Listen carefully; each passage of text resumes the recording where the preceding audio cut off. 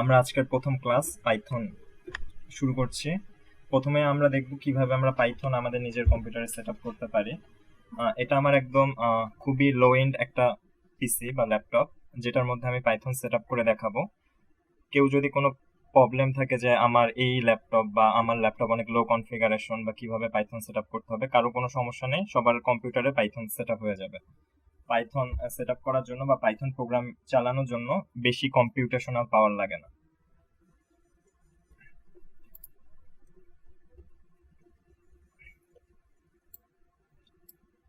প্রথমত আমাদের কম্পিউটারে এটা হচ্ছে উইন্ডোজ 10, উইন্ডোজ 7ও একইভাবে কাজ করবে, উইন্ডোজ 8ও একইভাবে কাজ করবে। যারা এখন উইন্ডোজ 11 ট্রাই করতেছে, উইন্ডোজ 11-এ কিছুটা বাগ আছে, যেহেতু ওটা এখনো স্টেবল ভার্সনটা রিলিজ হয়নি, সো উইন্ডোজ 11 ইউজ করলে কিছুটা প্রবলেম হতে পারে।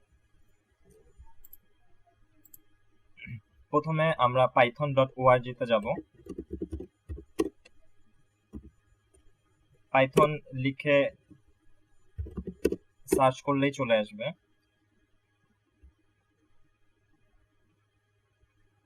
ওয়েলকাম টু পাইথন, এই যে python.org, পাইথন অর্গানাইজেশনে আমরা গেলাম। গিয়ে আপনাদেরকে যা করতে হবে সেটা হচ্ছে যে এখানে ডাউনলোডে গিয়ে পাইথন 3.9, এখন যেটা একদম সবচেয়ে আপডেটেড ভার্সন হচ্ছে পাইথন 3.9। এখানে ক্লিক করলেই পাইথন 3.9 সেট আপ হওয়া শুরু হবে। এখানে দেখাচ্ছে আমি কোথায় পাইথন 3.9 সেট আপ ফাইলটা রাখবো, তো আমি দিস পিসি ডাউনলোডেই রাখছি। সেভ, সেট আপ শুরু হয়ে গেছে, এই যে এখানে ডাউনলোড হয়ে যাচ্ছে। এটা খুবই ছোট ফাইল, এই জন্য এটা ডাউনলোড দেখাচ্ছি। আর বাকি আমাদের কিছু ফাইল ডাউনলোড করতে হবে, সেগুলো কিছুটা বড়, এই জন্য আমি আগেই ডাউনলোড করে রেখেছি। আপনাদেরকে দেখাবো কোন ওয়েবসাইট থেকে কিভাবে ডাউনলোড করতে হয়। আচ্ছা, এটা ডাউনলোড হয়ে গেছে। এখন যদি আমি শো ইন ফোল্ডার দেই বা সেই ফোল্ডারে যাই, ডাউনলোডকৃত ফোল্ডারে, সেক্ষেত্রে যে পাইথন 3.9 এটা, সেখানে ডাবল ক্লিক করতে হবে। ডাবল ক্লিক করে এখানে শুধুমাত্র অ্যাড পাইথন 3.9 টু পাথ, এখানে একটা ক্লিক চিহ্ন দিয়ে দিতে হবে, দেন ইনস্টল নাও করলেই হয়ে যাবে। এখানে আগে থেকেই পাইথন নাই, এটা একদমই নতুন একটা ল্যাপটপ। এটা হতে কিছুটা সময় লাগবে। এই সেটআপটা কম্পিউটেশনাল পাওয়ারের উপর নির্ভর করবে। যাদের কম্পিউটার একটু লো এন্ড বা একটু পুরানো, তাদেরটা হয়তো বা 3-4 মিনিট লাগবে। এটা খুবই লো এন্ড একটা কম্পিউটার, সেক্ষেত্রে এখানে 3-4 মিনিট লাগবে। আর যাদের একটু higher configuration, core i3 core i5, তাদের ক্ষেত্রে খুব ফাস্ট হয়ে যাবে, 1-2 মিনিট লাগবে।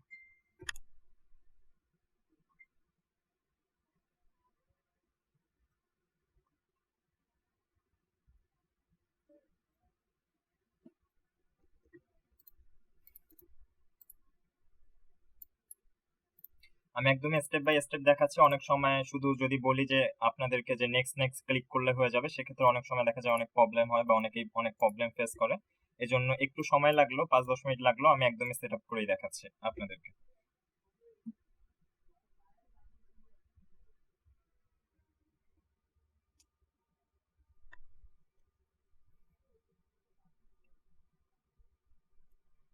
পাইথন প্রোগ্রামিং প্রধানত 3 ভাবে করা যায়। অনেকেই জানে, অনেকেই পাইথন প্রোগ্রামিং, অনেকে আমাদেরকে কমেন্ট করে আপনারা কি পাইচার্মে পাইথন করাবেন, আপনারা কি অ্যাটমে পাইথন করাবেন, বা আপনারা কি অ্যানাকোন্ডা নেভিগেটরে পাইথন করাবেন।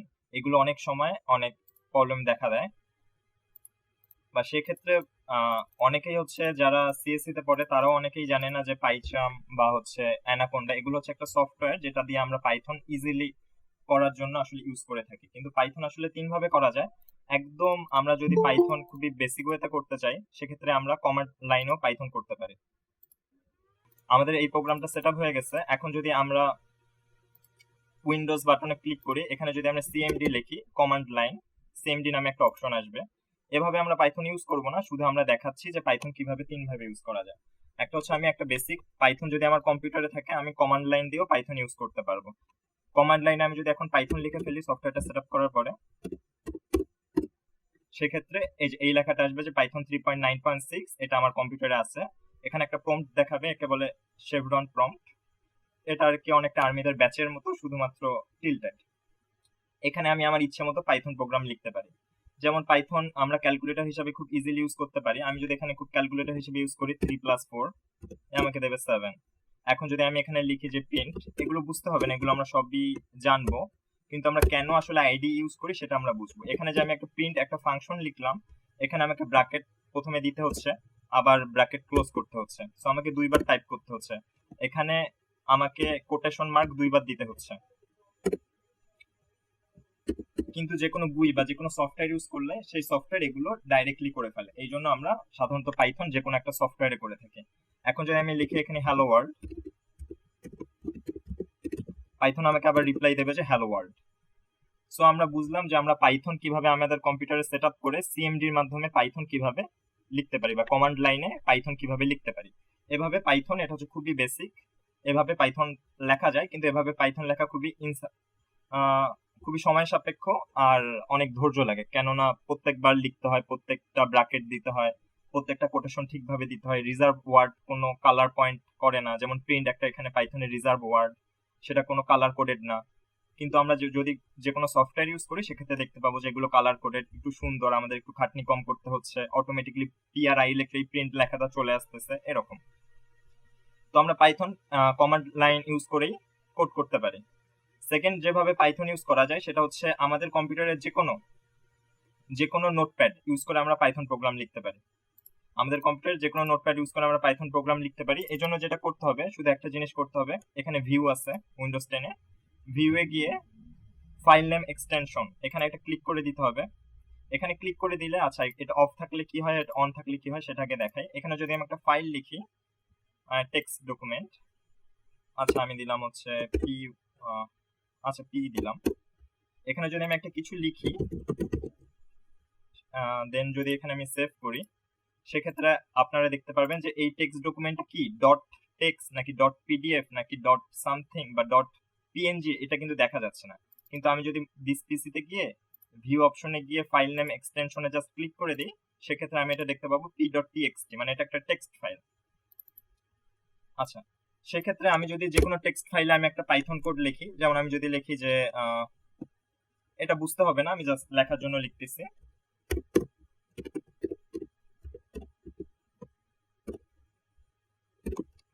এটা অনেক ইনসাফিসিয়েন্ট এজ হচ্ছে, এজ জানতে চাওয়া হবে যদি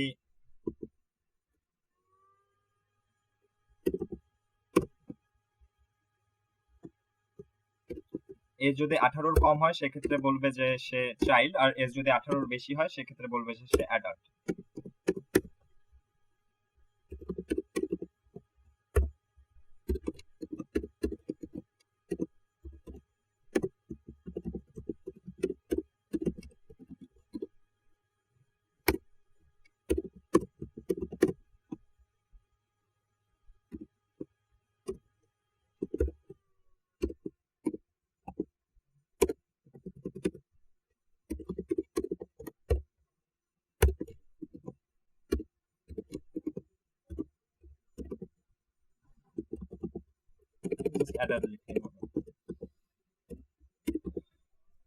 এখন যদি আমি এটা সেভ করে রাখি, এটা একটা পাইথন কোড, এটা এখনো বুঝতে হবে না, আমি শুধু দেখাচ্ছি কিভাবে লেখা যায়। এখানে যদি আমি এক্সটেনশনটাকে টিএক্সটি টা কেটে দিয়ে py দিয়ে দিই, তাহলে এটা পাইথন বুঝে py। এখানে বলতেছে আমি কি আসলে ফাইলের এক্সটেনশনটা চেঞ্জ করতে চাই, আমি যদি দিই ইয়েস, তাহলে এটা একটা পাইথন ফাইল হয়ে গেল। ফাইলের এক্সটেনশন বলতে বোঝায় এই যে পি, বা আমরা যে ফাইলটা লিখি, যে কোনো একটা নাম লিখি, যেমন এটা যদি আমি লিখি ফার্স্ট, নামটা লেখার পর একটা ডটের পর একটা এক্সটেনশন থাকে, যেমন ইমেজের ক্ষেত্রে থাকতে পারে পিএনজি, পিডিএফ এর ক্ষেত্রে থাকে ডট পিডিএফ, টেক্সটের ক্ষেত্রে থাকে ডট টিএক্সটি, পাইথনের ক্ষেত্রে এই এক্সটেনশনটা হচ্ছে ডট পিওয়াই। এটা একটা পাইথন হয়ে গেল। এখন এইটাকেও আমি রান করতে পারি, এটা যে কোনো টেক্সট এডিটর হতে পারে, ইভেন আমরা Python code office software, office word দিয়েও লিখতে পারি।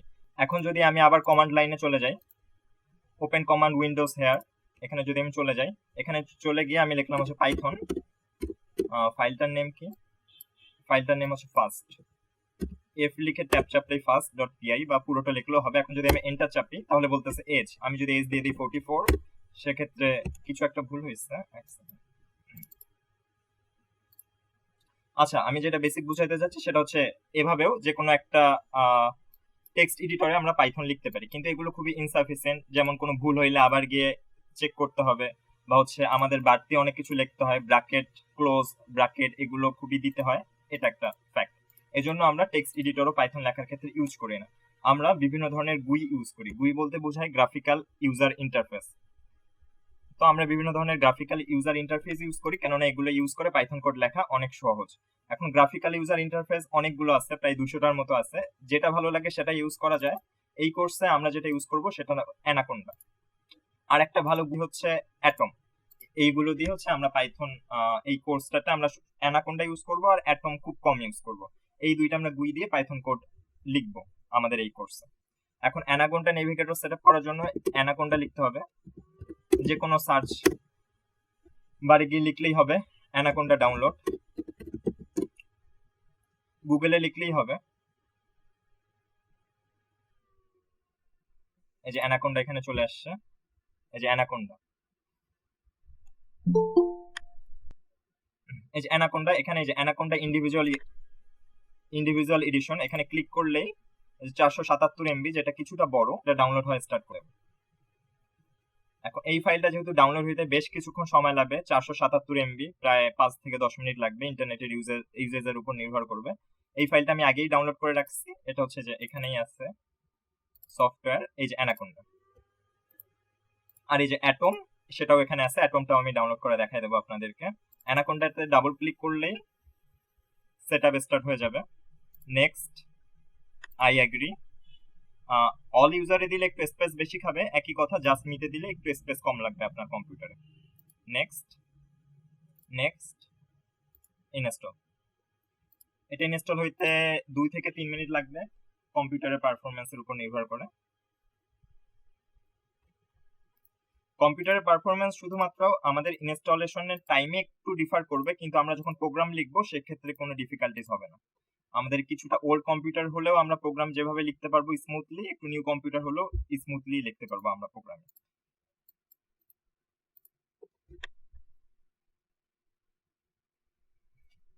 আমরা কেন অ্যানাকোন্ডা ইউজ করব? অ্যানাকোন্ডা ইউজ করার 2-3টা সুবিধা হচ্ছে, অ্যানাকোন্ডাতে প্রোগ্রাম ডকুমেন্টেশন করা খুবই ইজি। অ্যানাকোন্ডাতে লাইন বাই লাইন প্রোগ্রামিং করা যায়, যেটা খুবই সাফিসিয়েন্ট আর খুবই ইজি। এই কারণেই মূলত আমরা অ্যানাকোন্ডা ইউজ করব। অ্যানাকোন্ডা সবচেয়ে যেটা ভালো ফিচার সেটা হচ্ছে ডকুমেন্টেশন করা। অ্যানাকোন্ডাতে আমরা যে কোনো প্রোগ্রাম খুব সহজেই ডকুমেন্টেশন করে রাখতে পারি পরবর্তী কাজে ইউজের জন্য। এটা হচ্ছে আমরা যারা আসলে সিজনাল প্রোগ্রামার বা আমরা যারা প্রোগ্রামিং সবসময় ইউজ হয় না, সেক্ষেত্রে অ্যানাকোন্ডাটা ইউজ করাই বেস্ট। যেহেতু আমরা তো সবসময় প্রোগ্রামিং ইউজ করি না, কখনো যদি কোনো কিছু প্রোগ্রাম করে রাখি, সেক্ষেত্রে যদি একটু ডকুমেন্টেশন করে রাখি যে এই প্রোগ্রামিংটা আমি এই জন্য লিখছিলাম, এটা এই কাজে ইউজ হচ্ছে আমার, সেক্ষেত্রে আসলে পরবর্তীতে দেখা যায় যে 6 মাস পরে মনে পড়ে, হ্যাঁ আমি এইটা কেন ইউজ করছিলাম, বা আমি কেন এইভাবে প্রোগ্রামিংটাকে সাজিয়েছিলাম, বা আমি স্ক্রিপ্টটাকে কেন এভাবে সাজালাম, এগুলো আসলে বোঝা খুব সোজা হয়।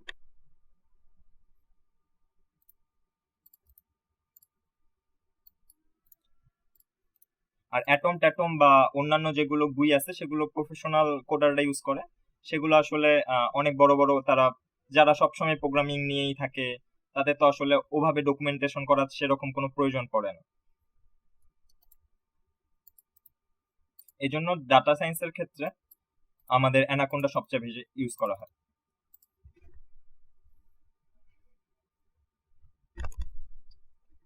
এটা সেটআপ হইতে কিছুটা সময় নেবে, অ্যানাকোন্ডা অনেক বড় একটা প্রোগ্রাম।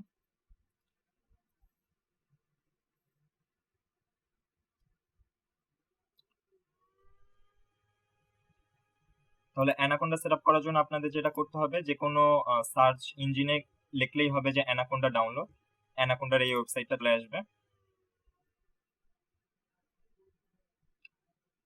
এখান থেকে জাস্ট ডাউনলোড বাটনে ক্লিক করলেই এটা 477 MB ডাউনলোড হয়ে যাবে। আপনারা যদি কেউ অ্যাপেল ইউজার হয়ে থাকেন, সেক্ষেত্রে অ্যাপেল এখানে বাটনে ক্লিক করলেই অ্যাপেলের জন্য ফাইলটা ডাউনলোড হয়ে যাবে।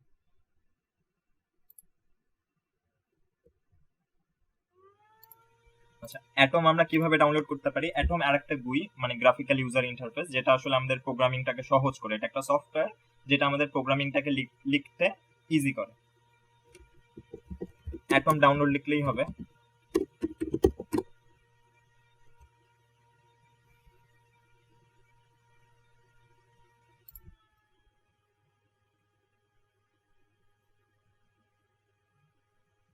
এই যে এখানে চলে আসছে, এখানে জাস্ট ডাউনলোড বাটনে ক্লিক করলেই হবে। এখানে বলে দিছে যে উইন্ডোজ 7 অল লেটার। ডাউনলোড বাটনে ক্লিক করলেই হয়ে যাবে। এটা প্রায় 200 MB মতো একটা সফটওয়্যার, যেটা হচ্ছে ডাউনলোড হয়ে যাবে।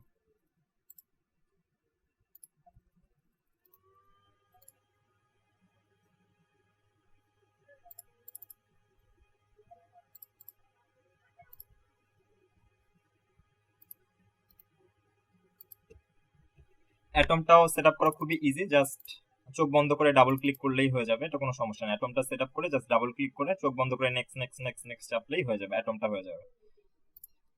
আর দেন উইন্ডোজে গিয়ে এখানে অ্যাটম লিখলেই অ্যাটমের একটা বাটন চলে আসবে, ওখানে ক্লিক করলেই অ্যাটমটা স্টার্ট হয়ে যাবে। আর হয়তো 1 থেকে 2 মিনিট লাগবে।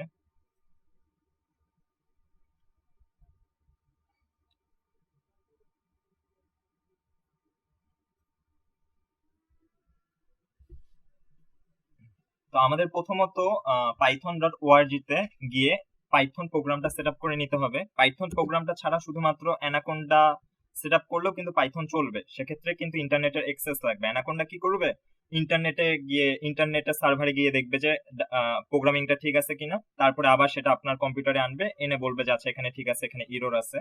তো সেক্ষেত্রে প্রথমে python.org তে গিয়ে পাইথনটা নিজের কম্পিউটারে সেট আপ করে নেওয়া সবচেয়ে বেস্ট। কেননা যদি ইন্টারনেট না থাকে সেক্ষেত্রে তাহলে অ্যানাকোন্ডা কাজ করতে পারবে না। আবার যদি ইন্টারনেট স্লো থাকে সেক্ষেত্রে ডাটা বা আমি একটা প্রোগ্রামিং লিখছি সেটা আসলে ঠিক নাকি সেটার আউটপুট আসতে একটু বেশি সময় লাগবে। আর পাইথন প্রোগ্রামটা সেট আপ করে এই সিএমডি তে গিয়ে লিখলেই হবে, পাইথন লিখলেই যদি একটা শেভরন প্রম্পট আসে সেক্ষেত্রেই বুঝতে হবে যে আমার পাইথন আসলে কম্পিউটারে সেট আপ হয়ে গেছে। সেকেন্ড কাজ হচ্ছে অ্যানাকোন্ডা ওয়েবসাইটে গিয়ে অ্যানাকোন্ডাটা ডাউনলোড করে দেন অ্যানাকোন্ডাটা আমাদের কম্পিউটারে সেট আপ করে নেওয়া। একটা দেওয়া থাকে যে নট রিকমেন্ডেড, সেখানে ক্লিক করার দরকার নেই। এই যে নেক্সট চেপে দিলাম, হয়ে গেছে। এখানে ক্লিক করলেও এখানে আসলে অ্যানাকোন্ডা সম্বন্ধে কি এগুলো বলবে, না ক্লিক করলেও হয়, হয়ে গেছে। অ্যানাকোন্ডাটা এখানে সেট আপ করা হয়ে গেছে। এখন যদি আমি উইন্ডোজ বাটনে যাই, এখানে যদি অ্যানাকোন্ডা লিখি, এই যে অ্যানাকোন্ডা নেভিগেটর, এই যে এখানে আমি ক্লিক করলেই অ্যানাকোন্ডা ওপেন হয়ে যাবে। শুধুমাত্র এই স্টার্ট আপ সময়টা আপনার কম্পিউটার পারফরমেন্সের উপর নির্ভর করবে। যদি আপনার কম্পিউটার পারফরমেন্স বেটার হয় সেক্ষেত্রে স্টার্ট আপটা দ্রুত হবে, বাদ বাকি প্রোগ্রামিং করা যে কোনো কম্পিউটারেই সেম। এটা খুবই লো এন্ড একটা ল্যাপটপ। আচ্ছা, এই যে এটা হচ্ছে অ্যানাকোন্ডা নেভিগেটর, এখান থেকে আর প্রোগ্রামিং আরো অনেক কিছু ইউজ করা যায়। তো আমরা এখন যেটা করবো সেটা হচ্ছে জুপিটার নোটবুক, এখানে পাইথন কোড লিখতে হয়। আচ্ছা, এরকম একটা ইন্টারফেস চলে আসবে। এটা হচ্ছে আমার কম্পিউটারেরই ডেস্কটপ, ডকুমেন্ট, ডাউনলোড, এটা আসলে আমার কম্পিউটারের ফোল্ডার গুলো দেখাচ্ছে। আমি এখন এখানে বলতে হবে যে আমি কোথায় আসলে পাইথন প্রোগ্রাম যেটা করব, বা আমি ফাইলটা যেখানে রাখবো, বা আমি যেখানে একটা নোটবুক ক্রিয়েট করবো সেটা কোথায় থাকবে। এখন আমি যদি ডেস্কটপে রাখতে চাই সেক্ষেত্রে আমি ডেস্কটপে ডাবল ক্লিক করবো। আমি যদি ডাউনলোড ফোল্ডারে রাখতে চাই তাহলে ডাউনলোড, যদি মিউজিকে রাখতে চাই তাহলে মিউজিক, যে কোনো কিছু। আমি এখন ডেস্কটপে রাখতে চাচ্ছি এখানে। আমি যদি এখানে একটা ফোল্ডার ক্রিয়েট করতে চাই, যে আমি একটা নতুন একটা ফোল্ডার ক্রিয়েট করবো, যেই ফোল্ডারের মধ্যে আমি যে পাইথন প্রোগ্রামটা প্র্যাকটিস করতেছি সেগুলো রাখবো, সেক্ষেত্রে যে নিউ এ ক্লিক করে ফোল্ডারে ক্লিক করতে হবে। আচ্ছা, এভাবে যে আনটাইটেল ফোল্ডার একটা ক্রিয়েট হবে। এভাবে ফোল্ডার ক্রিয়েট করার থেকে আরেকভাবে ফোল্ডার ক্রিয়েট করা যায়, আপনি ডাইরেক্টলি ডেস্কটপে একটা ফোল্ডার ক্রিয়েট করে ফেলতে পারেন আপনার পছন্দ অনুযায়ী। একটা ফোল্ডার ক্রিয়েট করে ফেলতে পারেন, দিলাম হচ্ছে পাইথন প্র্যাকটিস। এভাবে ফোল্ডার ক্রিয়েট করতে পারেন, দেখবেন যে এখানে ফোল্ডারটা ক্রিয়েট হয়ে গেছে। এই যে পাইথন প্র্যাকটিস নামে একটা ফোল্ডার ক্রিয়েট হয়ে গেছে। আর এখান থেকে যদি আমরা একটা ফোল্ডার ক্রিয়েট করি তাহলে আনটাইটেল ফোল্ডার হয়ে যাবে, যেটা আমাদের পরবর্তীতে রিনেম করে নিতে হবে। পাইথন প্র্যাকটিস আমি গেলাম, গিয়ে আমি এখানে পাইথন প্র্যাকটিস করব, বা পাইথনের আমার যেগুলো প্র্যাকটিস ফাইল আছে সেগুলো এখানে রাখবো। সেক্ষেত্রে যে নিউ এ যেতে হবে, নিউ এ গিয়ে পাইথন 3 তে ক্লিক করলে এই যে আমাদের Python 3, you are requesting a page. আচ্ছা,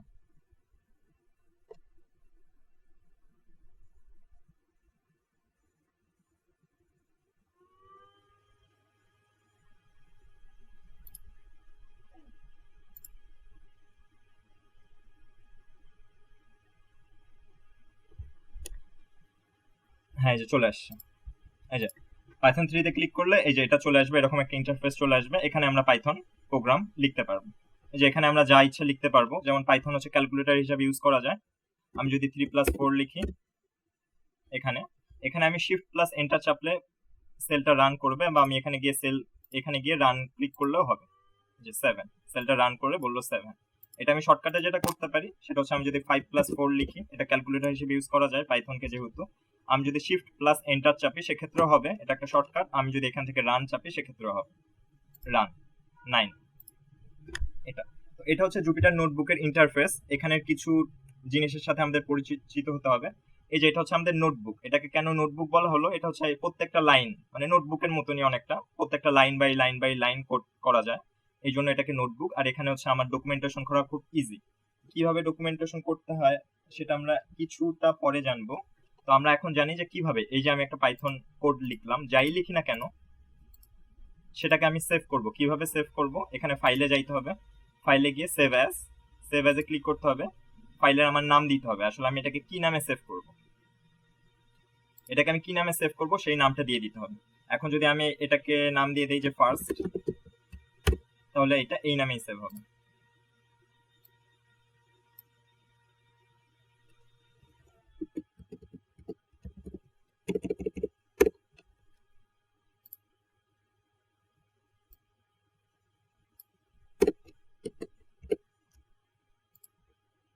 ফার্স্ট এটা এই নামেই সেভ হবে। ফোল্ডারে কোনো সমস্যা হয়েছে, এই জন্য ফোল্ডারে ফাইলটা খুঁজে পাইনি, যে এখানেই সেভ হয়েছে first.ipynb। এটা হচ্ছে আমাদের পাইথন ফাইলটা, যেটা আমরা অ্যানাকোন্ডা দিয়ে পরবর্তীতে আবার ওপেন করতে পারবো। এখানে লাঞ্চ দিয়ে আবার আমরা ওপেন করতে পারবো। এই যে এটা হচ্ছে যেইটা, এটার নাম হয়ে গেছে first.ipynb। এটা হচ্ছে আমাদের জুপিটার নোটবুকে সেভ করা ফাইল এটা। এখন আমরা আগে একটা আমাদের পাইথন প্রোগ্রাম লিখে রাখছি, সেটা আমরা এখন ওপেন করে দেখাবো। এখানে যেতে হবে, এই যে ইন্টারফেসটাতে, এটা হচ্ছে ব্যাক ফোল্ডার বুঝায় যে ডেস্কটপে আমি যাচ্ছি। ডেস্কটপে ক্লাস 1-এ আমার একটা আগে থেকেই আমি একটা লাইব্রেরি তৈরি করে রাখছিলাম, যেটা আমি হচ্ছে ডকুমেন্টেশন করে রাখছিলাম যে ফার্স্ট ক্লাসে আমি কি কি নিয়ে আলোচনা করব না করব। এটা আমার লেখা একটা পাইথন কোড, যেটা আমি ডকুমেন্টেশন করে রাখছিলাম। এখন ডকুমেন্টেশন করে রাখাটা কি রকম দেখায় সেটা এখন আমি আপনাদেরকে দেখাচ্ছি। এখানে একটা আমার পাইথন ফাইল আগে থেকেই ক্রিয়েট করা আছে, যেটা হচ্ছে লেকচার 1। এটা এখন আমি এটা ওপেন করলাম, এটা প্রপার ডকুমেন্টেশন করা। প্রপার ডকুমেন্টেশন করলে পাইথন ফাইল অনেকটা এরকম, বা পাইথন আমরা যেটা জুপিটার নোটবুক যেটা হবে সেটা এরকম হবে। এটা যেহেতু অনেক বড় একটু ফাইল, ওপেন হতে সময় লাগলো। এই ফাইলটা আপনাদেরকে আমরা দিয়ে দেব। এখান থেকে আপনারা ভিডিও না দেখলেও হবে, এখান থেকে জাস্ট এখানে সব লেখাই আছে, এটা দেখে দেখে আপনার নিজের কম্পিউটার প্র্যাকটিস করলেই হয়ে যাবে। আপনার বেসিক স্কিল গুলো ওয়ার্ম আপ করে নিতে পারবেন। এটা হচ্ছে প্রপার ডকুমেন্টেশন সহ। আজকে আমরা ডকুমেন্টেশন কিভাবে করে সেটা আমরা দেখবো না, এই লেখাগুলো কিভাবে লেখা আমরা সেটা দেখবো না, কিন্তু আজকে আমরা বেসিক পাইথন কিভাবে লেখা যায় বা এগুলো প্রোগ্রাম কিভাবে লেখা যায় আমরা সেটা দেখবো। প্রথমে এখন হচ্ছে আজকের আমাদের লেকচারের এজেন্ডা কি। আমরা আসলে আজকে খুবই বেসিক পাইথন নিয়ে জানবো, পাইথনটা কি। এখানে পাইথনের খুবই বেসিক কিছু প্রোগ্রামিং এবিসিডি নিয়ে জানবো। এটা আসলে একটার সাথে কোনোটা লিঙ্ক না, আসলে আজকে যা করবো সব হজা বড়লো। আসলে দেখা যাবে যোগ করতেছি, বিয়োগ করতেছি, এটা করতেছি, ওটা করতেছি, কিন্তু একটার সাথে একটা রিলেটেড না। এটা শুধুমাত্র কি কি করা যায় বা কিভাবে কি করা যায়, খুব স্মল যেগুলো ফাংশন আছে সেগুলো আমরা আজকে শিখবো। আর আমরা আজকে ইনপুট আর কিভাবে একটা ফাইলকে আর একটা ফাইলে কনভার্ট করা যায় সেটা নিয়ে জানবো। পাইথন কি? পাইথন হচ্ছে একটা ইন্টারপ্রেটেড প্রোগ্রামিং ল্যাঙ্গুয়েজ। এখন প্রোগ্রামিং ল্যাঙ্গুয়েজ দুই প্রকার হয় সাধারণত, একটা হচ্ছে কম্পাইল প্রোগ্রামিং ল্যাঙ্গুয়েজ, একটা হচ্ছে interpreted programming language. Compile programming language যেমন আছে Java, C plus plus, C sharp, এগুলো হচ্ছে কম্পাইল প্রোগ্রামিং ল্যাঙ্গুয়েজ। আর পাইথন হচ্ছে interpreted programming language. Compile programming ল্যাঙ্গুয়েজে যেটা হয় সেটা হচ্ছে অনেকটা এরকম, সেটা হচ্ছে আমি এক পৃষ্ঠা লেখা লিখবো, সে এক পৃষ্ঠা লেখার পরে চেক করবে যে আমার কোনো ইরর আছে কিনা এক পৃষ্ঠার মধ্যে। আর পাইথন ইন্টারপ্রেটেড যেগুলো ল্যাঙ্গুয়েজ সেগুলো কি করে, প্রত্যেকটা লাইন চেক করে। যেগুলো কম্পাইল ল্যাঙ্গুয়েজ সেগুলো প্রথমত এক পৃষ্ঠাটা পড়বে, অনেকটা পড়ে বলবে যে আমার এই লাইনে এই ভুল আছে, ওই লাইনে ওই ভুল আছে, ওই লাইনে ওই ভুল আছে। কিন্তু ইন্টারপ্রেটেড ল্যাঙ্গুয়েজ কি করে, প্রথম লাইনে যদি কোনো একটা ভুল থাকে সে বাকি কিছু আর পড়বে না, প্রথমে বলবে যে এই লাইনে এই ভুলটা আছে, প্লিজ এটা ঠিক করেন, তারপর আমি বাকিটা পড়বো। দেন তৃতীয়, চতুর্থ, পঞ্চম লাইনে যদি একটা ভুল থাকে এসে বলবে যে পঞ্চম লাইনে একটা ভুল আছে, এটা আগে ঠিক করেন, তারপর আমি বাকিটা পড়বো, এভাবে। তো পাইথন হচ্ছে একটা ইন্টারপ্রেটেড ল্যাঙ্গুয়েজ, যেটা আসলে হাই লেভেল, মানে এটা হচ্ছে অনেক হাই লেভেল প্রোগ্রামিং হিসাবে ইউজ করা যায়, আবার খুবই জেনারেল পারপোজেও এটা ইউজ করা যায়। পাইথন এত জনপ্রিয় হচ্ছে এটা রিডেবিলিটির কারণে। এটা খুবই সহজ, মানে এটা দেখে দেখেই শেখা যায় আসলে, মানে এটা পড়া খুব সোজা। পাইথন কোড আসলে পড়া খুব সোজা, যে কেউ আসলে দেখেই বলতে পারবে এটা হয়তো বা এটা করবে, ওটা হয়তো বা ওটা করবে। এটা পাইথন প্রোগ্রামিংটা ডিজাইন করেছে গুইদো ভ্যান রসম। উনি আসলে 1999 সালে প্রথম পাইথন প্রোগ্রামটা ডিজাইন করে। উনি এবিসি নামে একটা প্রোগ্রামিং প্রজেক্টের সাথে কানেক্টেড ছিল। সেখানেও তারা অ্যামিবা প্রজেক্ট ফাউন্ডেশনে এবিসি নামে একটা প্রোগ্রামিং ল্যাঙ্গুয়েজ ক্রিয়েট করছিল। তো প্রোগ্রামিং ল্যাঙ্গুয়েজটা আসলে সেভাবে পপুলার হচ্ছিল না। তো একদম যখন শেষের দিকে গুইদো ভ্যান রসাম যখন অনেকটা প্রোগ্রামিং ল্যাঙ্গুয়েজ সম্বন্ধে জেনে ফেলছে, তো সে যেটা করছে সেটা হচ্ছে নিজের ফ্রি টাইমে সে নিজে 3 মাস বসে একটা নতুন প্রোগ্রামিং ল্যাঙ্গুয়েজ তৈরি করার একটা চেষ্টা চালাইছে, সেটাই হচ্ছে পাইথন। যেটা তিনি নাম দেন পাইথন, সেটাই আসলে পাইথন। পাইথনটা আসলে দিনী ইলাহির মতন অনেকটা, যে আমরা জানি যে সম্রাট আকবরের একটা দিনী ইলাহি নামে একটা ধর্ম ছিল বা একটা ধর্মের মতাদর্শ ছিল। উনি কি করেছিলেন, উনি আমাদের ইসলাম ধর্ম, হিন্দু ধর্ম, খ্রিস্টান ধর্ম প্রত্যেকটা এক্সপার্ট, যারা ধর্ম নিয়ে এক্সপার্ট, তাদের কাছ থেকে শুনতেন যে ওই ধর্ম সম্বন্ধে কি বলা আছে, এই ধর্ম সম্বন্ধে কি বলা আছে, এই ধর্মে কি বলা আছে। তারপরে নিজের মতো একটা ধর্মীয় মতাদর্শ তৈরি করেছিলেন, যেটা হচ্ছে সব ধর্মের মিশ্রণ, যেটাকে উনি আসলে প্রপার ধর্ম বলতো। তো সেটা তো পপুলার হয়নি, কিন্তু পাইথনটা পপুলার হয়ে গেছে। পাইথন উনি যেহেতু নিজের টাইমে করতেছিল, ওটা আসলে ওনার কোনো প্রজেক্ট ছিল না বা কোনো টিম ছিল না। উনি সি থেকে যেটা ভালো লাগছে সি থেকে কপি করছে, এবিসি থেকে যেটা ভালো লাগছে এবিসি থেকে কপি করছে, যেটা আবার সি এবিসি কারো থেকেই ভালো লাগেনি সেটা নিজের মতো করে করছে, করে টোরে এই পাইথন প্রোগ্রামিংটা বানাইছে। যেটা দেখা যায় গেল যে পরবর্তীতে যখন রিলিজ করা হলো 1999 সালে, সেটা বেশ অনেক পপুলার হয়ে গেল। কেননা এটা রিডেবিলিটির কারণে, এটা খুবই সোজা ছিল, এই কারণে এটা অনেক বেশি পপুলার হয়ে গেল। তারপরে আস্তে থেকে এটা পাইথনটা অনেক পপুলার হয়ে যাচ্ছে। এখন পাইথন তো সবচেয়ে পপুলার প্রোগ্রামিং ল্যাঙ্গুয়েজ। পাইথন কেন আমরা ইউজ করব, এটা হচ্ছে প্রথমত ফ্রি আর ওপেন সোর্স। এটা ইউজ করতে কোনো টাকা পয়সা লাগে না, এটা খুবই ফ্রি, এটা হচ্ছে প্রথম। এটার অনেক বিল্ডিং লাইব্রেরিজ আছে যেটা অনেক প্রোগ্রামিং ল্যাঙ্গুয়েজে নাই। যেগুলো প্রোগ্রামিং ল্যাঙ্গুয়েজ এখন নতুন নতুন তৈরি হচ্ছে সেগুলোতে অনেক লাইব্রেরিজ নাই। পাইথন যেহেতু 1999 থেকে চলে আসতেছে, পাইথনে অনেক লাইব্রেরিজ আছে, অনেকেই কাজ করছে, অনেকেই তাদের কাজ সেভ করে রাখছে, ডকুমেন্টেশন করে রাখছে। এজন্য আমরা খুব সহজেই অন্য কারো প্রোগ্রাম বা অন্য কারো স্ক্রিপ্ট নিয়ে একটু এডিট করে নিজের হিসাবে চালাই দিতে পারি বা নিজের কাজগুলো করে ফেলতে পারি। আচ্ছা, পাইথন আমাদের রিসার্চে কেন ইউজ করা হয়, এটা হচ্ছে রিডেবিলিটির কারণে। এটা খুব সহজ রিড করা, এটা যে কেউ আসলে একটু চেষ্টা করলেই পাইথন প্রোগ্রামিংটা শিখে ফেলতে পারে। এটা হাই লেভেল প্রোগ্রামিংও এটা দিয়ে করা যায়, লো লেভেল প্রোগ্রামিংও এটা দিয়ে করা যায় উইথাউট এনি ডিফিকাল্টিস। এটা ডকুমেন্টেশন সিস্টেম খুবই ইজি, যেমন এটা আমি সেভ করে রাখছি, ডকুমেন্টেশন করে রাখছি, যেটা হচ্ছে খুবই ইজি এটা। আচ্ছা, প্রথমত প্রোগ্রামিং এ শুরুতেই প্রত্যেক প্রোগ্রামিং এ যেটা লেখা হয় সেটা হচ্ছে হ্যালো ওয়ার্ল্ড। প্রিন্ট হচ্ছে একটা ফাংশন। আচ্ছা, আমি যদি এখানে লিখি প্রিন্ট হচ্ছে পাইথনের একটা ফাংশন, এটা হচ্ছে একটা ডিফাইন্ড ফাংশন। যে প্রিন্ট এটা একটা ফাংশন, ডিফাইন্ড কিওয়ার্ড, এটা একটা পাইথনের কিওয়ার্ড। এটা যেহেতু আমাদের গুই বা গ্রাফিক্যাল ইউজার ইন্টারফেস এ কিন্তু জানে যে এটা পাইথনের একটা ডিফাইন্ড কিওয়ার্ড, এজন্য এটা একটা কালার করে দিছে যেটা গ্রিনিশ কালার।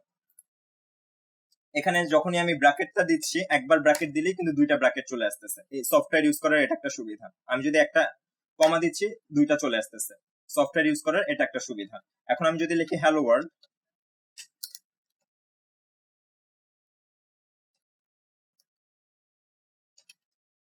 এখন যদি আমি এখানে রান কিটা প্রেস করি, সেক্ষেত্রে এই প্রোগ্রামিংটা রান হলো হ্যালো ওয়ার্ল্ড। প্রিন্ট হচ্ছে একটা ফাংশন যেটার কাজ হচ্ছে আমি যা লিখবো সেই তাই রান করে দেখাবে। প্রত্যেকটা প্রোগ্রামিং ল্যাঙ্গুয়েজে এটা আসলে হ্যালো ওয়ার্ল্ড দিয়ে শুরু করা হয়। এখন পাইথনকে আমরা ক্যালকুলেটর হিসেবে ইউজ করতে পারি, যে কোনো কাজের ক্যালকুলেটর হিসেবে ইউজ করতে পারি। আমরা যদি লিখি 2+2, এই রান কিটা না চেপে আমরা এটা শর্টকাট ইউজ করতে পারি শিফট প্লাস এন্টার। আমরা কিবোর্ডে যদি শিফট প্লাস এন্টার কিটা চাপি একই কাজ হবে 4। এগুলো আমি লিখছি না সময় বাঁচানোর কারণে, এটা আসলে যে কেউ দেখলেই বোঝা যাবে। আপনারা যদি এইভাবে লেখেন 3 - 2 1, এই ফাইলটা তো আপনাদের কাছে থাকবেই, এটা আপনারা নিয়ে সুন্দর করে প্র্যাকটিস করতে পারেন, বা এই ফাইলটার মধ্যেও আপনারা এডিট করে প্র্যাকটিস করতে পারেন। এটা হচ্ছে মাল্টিপ্লিকেশন। মাল্টিপ্লিকেশন বলতে শিফট প্লাস 8 চাপলে যেটা আসে সেটা। ডিভাইডের ক্ষেত্রে ইউজ করা হয় স্ল্যাশ। স্ল্যাশ কিটা, স্ল্যাশ কি হচ্ছে কিবোর্ডে শিফট প্লাস পি এর পরে দুইটা বাটনের পরে একদম এন্টারের উপরে স্ল্যাশ কি থাকে। শিফট চেপে স্ল্যাশ কি চাপলেই, না, শুধুমাত্র স্ল্যাশ কি চাপলেই ভাগ চিহ্নটা আসে।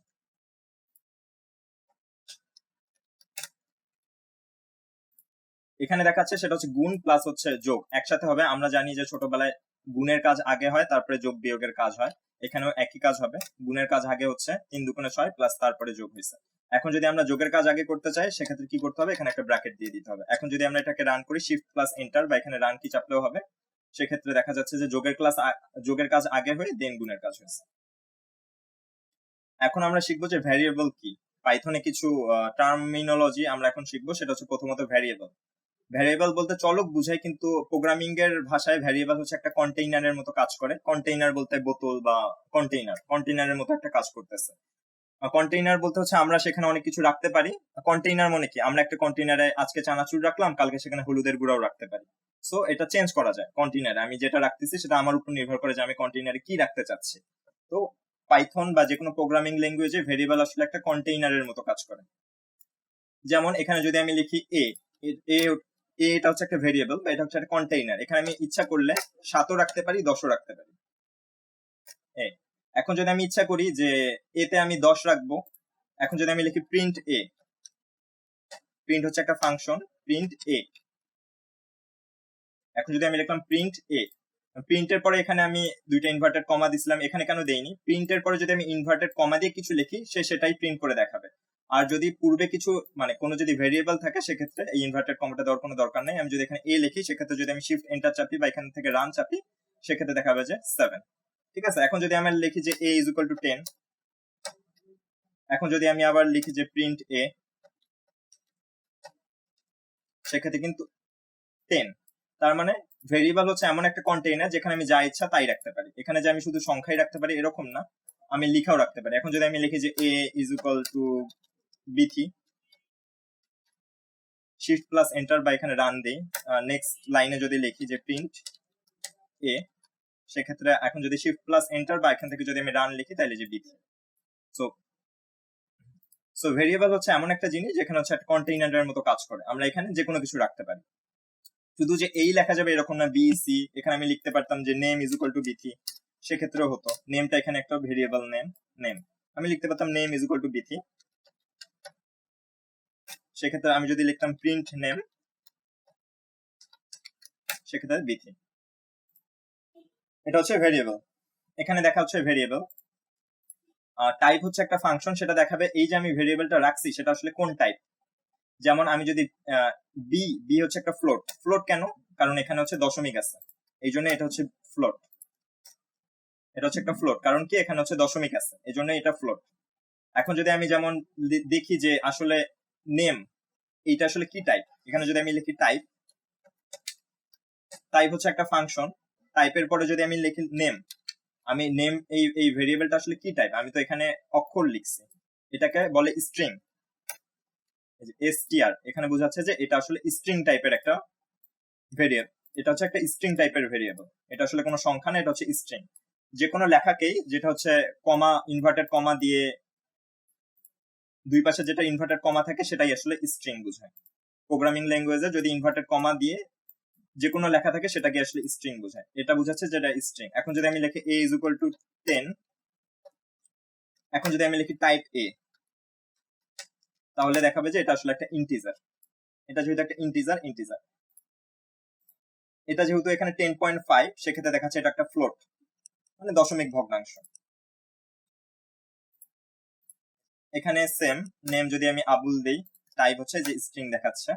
এখানে আমি দিচ্ছি যে মাই নেম জুবাইর। আচ্ছা, এখন আমরা যে এই নেম গুলো লিখবো বা ভেরিয়েবল যে আমরা লিখবো, ভেরিয়েবল লেখার কিছু পদ্ধতি আছে। আমরা পাইথনে কিভাবে ভেরিয়েবল লিখবো? পাইথন আসলে একটা স্নেকের নাম, এই জন্য অনেকে স্নেক কেস ইউজ করে। আসলে প্রোগ্রামিং যারা করে সেখানে বিভিন্ন ধরনের কেস প্রচলিত আছে। কেস কি সেটা একটু পরেই বুঝবেন। Camel case, snake case, lower case, upper case, এরকম অনেক কেস। পাইথন যেহেতু একটা সাপের নাম, সেহেতু অনেকে পাইথনে একটু আর কি নামের সাথে সামঞ্জস্য রেখে স্নেক কেস ইউজ করে। স্নেক কেসটা কি রকম? সেটা হচ্ছে আমরা যে কোনো একটা ভেরিয়েবল নামের ক্ষেত্রে যখন লিখবো সেখানে প্রথম যদি দুইটা অক্ষর এরকম হয়, যেমন আমরা নেম লিখবো, তো এখানে আমি ভেরিয়েবল একটা নেম দিচ্ছি সেটা হচ্ছে নেম, সেক্ষেত্রে স্নেক কেসের ক্ষেত্রে প্রথম অক্ষরটা বড় হাতের হবে, আমি নেম দিলাম, তারপরে আমি একটা হাইফেন দেব বা ড্যাশ দেব, আন্ডারস্কোর যেটাকে বলে আন্ডারস্কোর দেব, এটাকে বলে স্নেক কেস। স্নেক কেস হচ্ছে প্রত্যেকটা নামের দুইটা অংশ থাকবে বা একটা ভেরিয়েবলের নামে দুইটা অংশ থাকবে। প্রথম অক্ষরটা বড় হাতের হবে, দ্বিতীয় অংশটা ছোট হাতের হবে, সব লেটার। আমি যদি এই নেম বিথি যেহেতু নাম লিখবো, আমি যদি দিই বি, সেক্ষেত্রে এটাই হচ্ছে আমাদের ভেরিয়েবল নেম। এটাকে বলা হচ্ছে স্নেক কেস। এটাকে কেন স্নেক কেস? এটাকে দেখতে অনেকটা স্নেকের মতো, এটা হচ্ছে তার মাথা আর এটা হচ্ছে পুরোটাই লেজ, যেহেতু সব ছোট আকারের এটা হচ্ছে লেজ, এই জন্য এটাকে বলা হচ্ছে স্নেক কেস। এটা তো পাইথন আসলে আপার কেস কিরকম হয়, আবার আছে আপার কেস। অনেক আসলে অর্গানাইজেশনে ওরা অনেক ভাবে ইউজ করে। কিছু কিছু অর্গানাইজেশন আছে যারা হচ্ছে নেমিং এ দুইটা ইউজ করে, সেটা হচ্ছে আপ এরকম, দেন তারা আন্ডারস্কোর দেয়, আন্ডারস্কোর দিয়ে সেকেন্ড ওয়ার্ডটা ইউজ করে, ঠিক আছে, WN, এটাই তাদের একটা ভেরিয়েবল নেম। এরকম লোয়ার কেসে কি করে, তারা প্রত্যেকটা অক্ষরই লোয়ার কেস দেবে। যেমন আমি যদি এই ভেরিয়েবল যেটা ইচ্ছা আমি ভেরিয়েবলের নেম দিতে পারি, এটাই হচ্ছে আমার lower case variable name. Camel case ভেরিয়েবলের নেম কি হয়, ক্যামেলের যেহেতু একটা মাথা থাকে প্লাস একটা পিঠে একটা কুজা থাকে, সেক্ষেত্রে প্রথম অক্ষরটা বড় হাতের হয়, আর আন্ডারস্কোরের পরে সেকেন্ড যে ওয়ার্ডটা থাকে সেটাও বড় অক্ষরে হয়, এটাকে বলা হচ্ছে ক্যামেল কেস। অনেকটাই যে এটা উটের মাথা, এটা উটের কুজা, এই জন্য এটাকে ক্যামেল কেস বলে। তো আমরা আসলে ভেরিয়েবল নেম যে কোনো কেসে ইউজ করতে পারি। আমরা যেহেতু প্রফেশনাল আসলে প্রোগ্রামিং শিখবো না, বা সেক্ষেত্রে আমরা যে কোনো কিছু ইউজ করতে পারি। আমরা যদি অ্যাপ আন্ডারস্কোর দিয়ে, আমরা যদি নামের দুইটা অংশ নাও রাখতে চাই, আমরা যদি অ্যাপ দিয়ে এখানে দিয়ে কোন একটা নাম লিখি, সেক্ষেত্রে হবে, কোনো সমস্যা নেই। তবে সাধারণত এগুলোর কেস ইউজ করা হয়, আন্ডারস্কোর নাও দেওয়া যায়, এরকম সে হ্যালো এরকম আমরা ইউজ করতে পারি, ভেরিয়েবলের নাম যেটা ইচ্ছা সেটাই দিতে পারি। এখন কিছু কিছু কিওয়ার্ড আছে যেগুলোর ভেরিয়েবলের নাম দেওয়া যাবে না, আমরা যা ইচ্ছা তাই দিতে পারি। কিছু কিছু কিওয়ার্ড আছে যেগুলো ভেরিয়েবলের নাম দেওয়া যাবে না। এটা বোঝার সহজ উপায় কি, এটা তো মনে রাখার কোনো বিষয় না। যেমন আমি একটা ভেরিয়েবলের নাম দিতে পারি না প্রিন্ট, কারণ প্রিন্ট একটা পাইথনের ডিফাইন্ড ওয়ার্ড, এটা একটা ফাংশন, এটা আমি ভেরিয়েবলের নাম দিতে পারি না। আমরা যখনই প্রিন্ট লিখবো তখনই যদি এই কালারটা আসে তাহলে বুঝবো যে আমি প্রিন্ট ইজ ইকুয়াল টু 10 লিখতে পারবো না, তাহলে একটা আমাদের ইরর দেখাবে। বা প্রিন্ট ইজ ইকুয়াল টু 10 লিখলে পরবর্তীতে দেখা যাবে যে প্রিন্ট ফাংশনটার কাজ করতেছে না। এখন যদি আমি লিখি যে প্রিন্ট বিথি, তাহলে দেখা যাবে যে প্রিন্ট ফাংশনটার কাজ করতেছে না, দেখাচ্ছে এটা ইরর দেখাচ্ছে। তো আমরা এই যে এই ডিফাইন্ড কিওয়ার্ড যেগুলো পাইথনের আছে সেগুলো আমরা ইউজ করতে পারবো না। এটা যদি হয়ে যায় কোনো সময়, সেক্ষেত্রে কার্নেলে যাইতে হবে, রিস্টার্ট এন্ড ক্লিয়ার আউটপুট দিলেই চলে আসবে, restart and clear all output, সেক্ষেত্রে দেখা যাবে যে ঠিক হয়ে গেছে। তো আমরা পাইথনে যেগুলো ডিফাইন্ড কিওয়ার্ড আছে, বা পাইথনে যেগুলো কিছু কিওয়ার্ড আছে, যেমন আমরা লিখতে পারি না যে type is equal two 2, type is equal two 2, এটা আমরা লিখতে পারি না। এটা লিখলে দেখা যাবে যে পাইথনের প্রোগ্রামে সমস্যা হচ্ছে। টাইপ ইজ ইকুয়াল টু যদি আমি 2 লিখি, তখন তারপরে যদি আমি type A is equal two লিখি, তাহলে পাইথন কনফিউজ হয়ে যাবে আসলে টাইপ ভেরিয়েবলের নেম নাকি টাইপ একটা ফাংশন। এই জন্য পাইথনের কিছু ডিফাইন্ড কিওয়ার্ড আছে যেগুলো ইউজ করা যায় না। এই ডিফাইন্ড কিওয়ার্ড গুলো এখানে লেখা আছে, এগুলো আর আমরা কালার কোডেড হয়ে গেলেই বুঝতে পারবো যে এগুলো আসলে কিওয়ার্ড হিসেবে ইউজ করা যাবে না। যেমন টাইপ লেখার সাথে সাথে এটা হয়ে গেছে, আমরা এটা লিখতে পারি যে ডাব্লিউ ইজ ইকুয়াল টু 2, এটা কোনো সমস্যা নেই। বা আমরা লিখতে পারি যে নাম্বার একটা ড্যাশ দিয়ে 1 লিখলাম, এটা আমাদের একটা ভেরিয়েবলের নেম, কোনো সমস্যা নাই এক্ষেত্রে। তো আমরা যদি এই import keyword print keyword dot KW list লিখি, তাহলে একটা লিস্ট চলে আসবে। এগুলো আসলে আমাদের কিওয়ার্ড হিসেবে ইউজ করা যাবে না। যদি আমি লিখি ফলস ইজ ইকুয়াল টু সাম্য, সেখানে দেখা যাবে যে একটা ইরর আসছে। ইরর কিভাবে হ্যান্ডেল করতে হয়, বা পাইথনে ইরর কত প্রকার হয়, আমরা যখন করতে যাব তখন অনেক প্রকার ইরর দেখা যাবে। ইরর নিয়ে আমরা সামনের ক্লাসে আলোচনা করব। আমি লিখতে পারি না ক্লাস ইজ ইকুয়াল টু 11, কারণ ক্লাস হচ্ছে পাইথনের একটা ডিফাইন্ড কিওয়ার্ড, এভাবে। আচ্ছা, ইম্পোর্টটা কি? পাইথনে অনেক লাইব্রেরি থাকে, এরকম অনেক ফাংশন থাকে। যেমন ইম্পোর্ট হচ্ছে একটা লাইব্রেরি ইম্পোর্ট করার একটা কিওয়ার্ড। এখানে কিওয়ার্ড নামে একটা আমি লাইব্রেরি ইম্পোর্ট করতেছি, যেটা প্রিন্ট করে কিওয়ার্ডের লিস্টটা আমরা জানতেছি। এটা নিয়ে আমরা পরবর্তীতে আলোচনা করব। এখানে শুধুমাত্র কোন কিওয়ার্ড গুলো ভেরিয়েবল হিসাবে আমরা ইউজ করতে পারবো না সেটা দেখাই দেওয়া হয়েছে। এগুলো যদি আমরা ভেরিয়েবল হিসাবে ইউজ করি, সেক্ষেত্রে যে ইরর আসবে, এরকম ইরর আসবে, সিনট্যাক্স ইরর আসবে। সিনট্যাক্স ইরর বলতে বোঝায় যে গ্রামাটিক্যাল ইরর। আমরা যেটা গ্রামাটিক্যাল ইরর বলি সেটাকে প্রোগ্রামিং এর ভাষায় বলে সিনট্যাক্স ইরর। বা প্রোগ্রামিং ল্যাঙ্গুয়েজটা যেভাবে লেখা উচিত ছিল আমরা সেভাবে লিখিনি, বা আমরা কোনো একটা গ্রামার মিস্টেক করছি। এখন আমরা পাইথনে যদি কোনো কমেন্ট লিখতে চাই, যেমন যে কোনো কমেন্ট, সেক্ষেত্রে আমরা হ্যাশ এটা কিটা দিয়ে দিলে সেটা কমেন্ট আউট হয়ে যাবে। যেমন এখানে আমি লিখছি প্রিন্ট হ্যালো, যেটা আমার একটা কমেন্ট, দেন আমি লিখছি প্রিন্ট হ্যালো। এখানে যদি আমি দিয়ে দিতাম হ্যাশ চেপে, আমি যদি কিছু একটা লিখে দিতাম, যা ইচ্ছা আমার লিখতে চাই লিখলাম, লিখে যদি আমি দিই প্রিন্ট হ্যালো, সেক্ষেত্রে দেখা যাবে যে এই জিনিসটা কমেন্ট আউট হয়ে গেছে। এখন যদি আমি প্রিন্টটাকেও কমেন্ট আউট করতে চাই, তাহলে শিফট চেপে হ্যাশ, হ্যাশ হচ্ছে 3 তে আছে, 3 চাপলে এইটাও কমেন্ট আউট হয়ে যাবে। কমেন্ট হচ্ছে যে কোনো কমেন্ট, আমি একটা প্রোগ্রামিং লিখতেছি বা কোথাও কোনো ভুল হয়ে যাচ্ছে, এখানে যদি আমি কমেন্ট লিখি, সেক্ষেত্রে কমেন্ট করার জন্য পাইথনে এই হ্যাশ এই কি বাটনটা ইউজ করা হয়। এখন পাইথনের ডেটা টাইপস, পাইথনে কত প্রকার ডেটা আছে, সেগুলো কি কি, সেগুলো নিয়ে আমরা মোটামুটি একটা ধারণা পাইছি। আবার আমরা এখানে একটু ধারণা নেব, সেটা হচ্ছে পাইথনের ডেটা টাইপ গুলোকে এই 4 ভাগে ভাগ করা যায়: integer, floating point, complex, string. Integer আর ফ্লোটিং পয়েন্টের মধ্যে তফাৎ কি বা ইন্টিজার আর ফ্লোটিং পয়েন্ট কি সেটা আমরা একটু আগেই জেনেছি। ইন্টিজার হচ্ছে যে কোনো নাম্বার, আর ফ্লোটিং পয়েন্ট হচ্ছে একটা দশমিক থাকবে।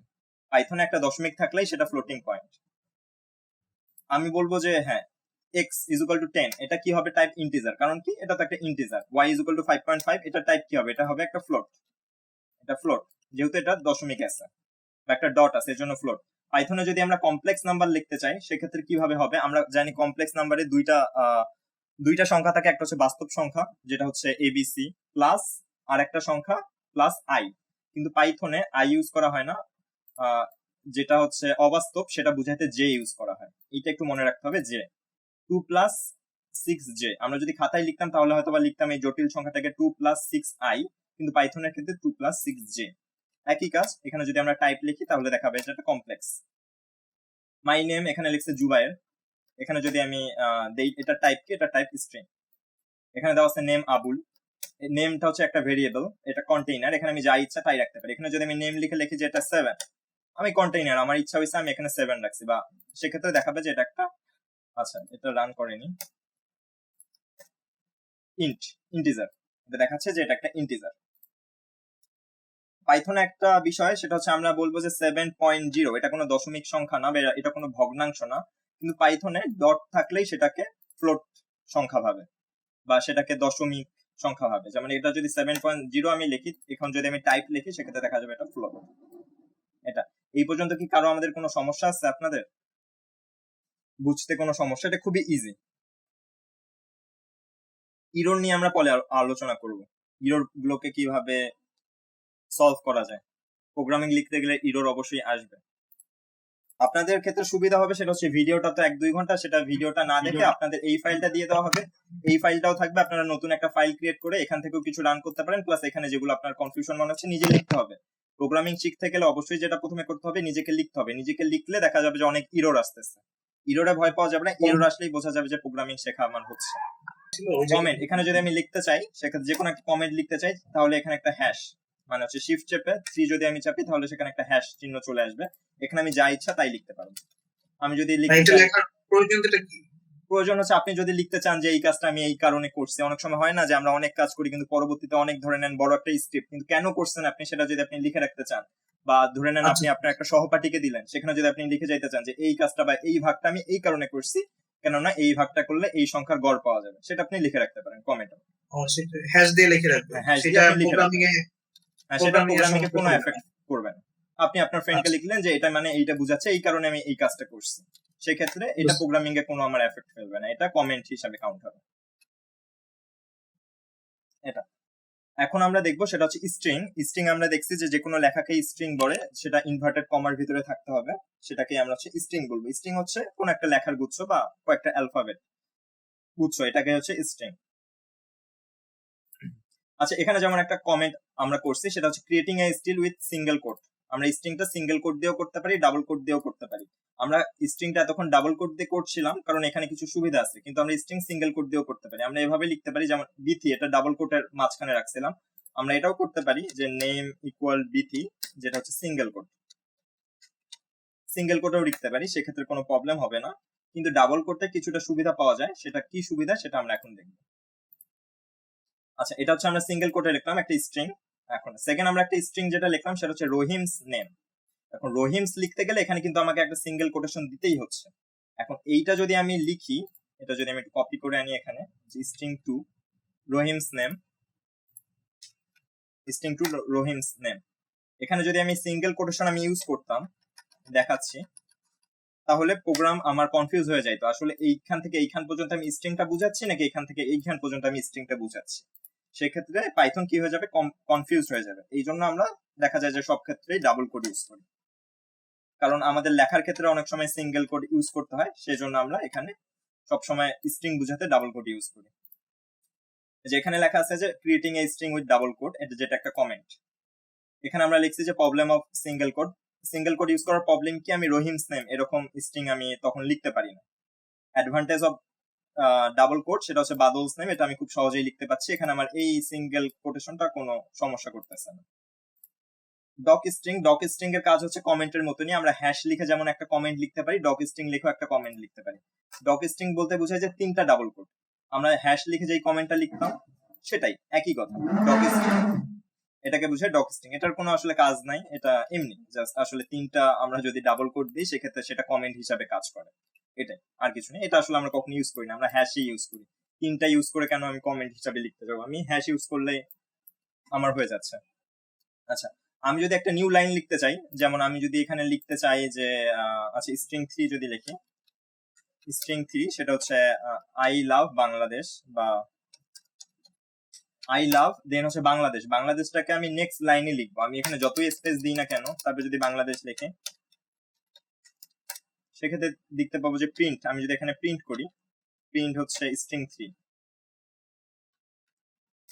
সেক্ষেত্রে দেখা যাবে যে আই লাভ বাংলাদেশ। নেক্সট লাইনে কিন্তু আমি আনতে পারছি না, কিছুটা গ্যাপ দিতে পারছি কিন্তু নেক্সট লাইনে আনতে পারছি না। নেক্সট লাইনে আমি আনতে চাচ্ছি, সেকেন্ড লাইনে কোন একটা জিনিস নেক্সট লাইনে আনতে চাচ্ছি, সেক্ষেত্রে কি করতে হবে, সেক্ষেত্রে আমাদেরকে এই কিটা ইউজ করতে হবে, যে এন ইউজ করি, নিউ লাইন, এন ইউজ করি, টিটা ইউজ করি ট্যাবের জন্য। এই যে এখন যদি করতেছে যে আই লাভ বাংলাদেশ, আমার একটা ভুল হয়েছিল, সরি, সেটা হচ্ছে আমরা স্ল্যাশ এন ইউজ করি নিউ লাইনের জন্য।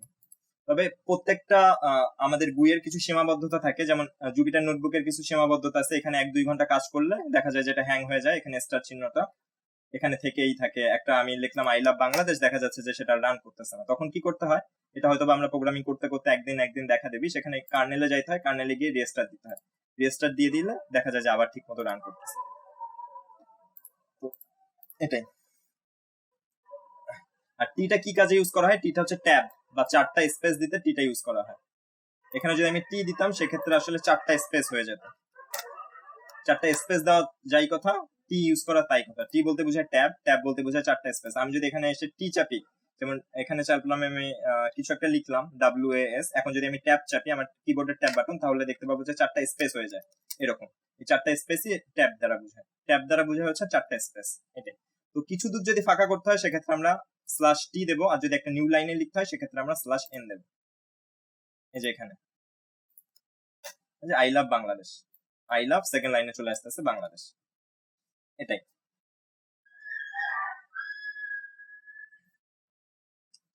আচ্ছা, এখন আমরা হচ্ছে নেম অফ ভেরিয়েবল, এটা আমরা কিছুক্ষণ আগেই শিখে আসছি, সেটা হচ্ছে আমাদের ভেরিয়েবলের নেম কি কি হওয়া যাবে, সেটা আমরা কিছুক্ষণ আগেই শিখে আসছি যে ভেরিয়েবলের নেম সবকিছুই হওয়া যাবে, শুধুমাত্র ডিফাইন কিওয়ার্ড বাদে। কিছু ডিফাইন কিওয়ার্ড আছে, সেগুলো বাদে ভেরিয়েবলের নেম যা কিছু হতে পারে, যেমন নাম 1 আমার একটা ভেরিয়েবলের নেম হতে পারে। ভেরিয়েবল হচ্ছে একটা কন্টেইনারের মতন, আমি এই কন্টেইনারে যা ইচ্ছা তাই রাখতে পারি। আমি যদি এখানে নাম 1 লিখে এখানে একটা নেম লিখি, সেক্ষেত্রেও কোনো যায় আসে না।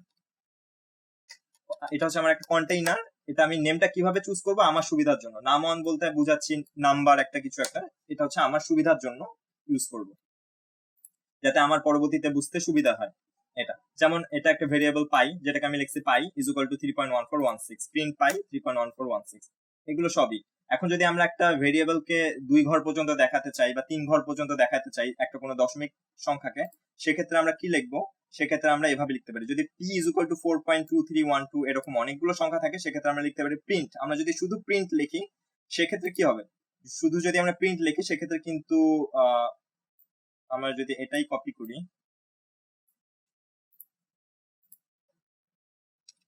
আচ্ছা এখানে যদি আমি শুধু প্রিন্ট লিখি, প্রিন্ট পি, সেক্ষেত্রে যেটা হবে সেটা হচ্ছে পুরোটাই আসতেছে, কিন্তু আমি চাচ্ছি যে 2 ঘর পর্যন্ত নিতে, সেক্ষেত্রে আমি কি করব, রাউন্ড দেব। রাউন্ড হচ্ছে একটা ফাংশন, পি কমা 2, এটা দিলেই দেখা যাবে যে 2 ঘর পর্যন্ত আসতেছে। যদি আমি 3 ঘর পর্যন্ত আনতে চাই তাহলে এখানে 3 দিলেই দেখা যাবে যে 3 ঘর পর্যন্ত দশমিকটা আসতেছে।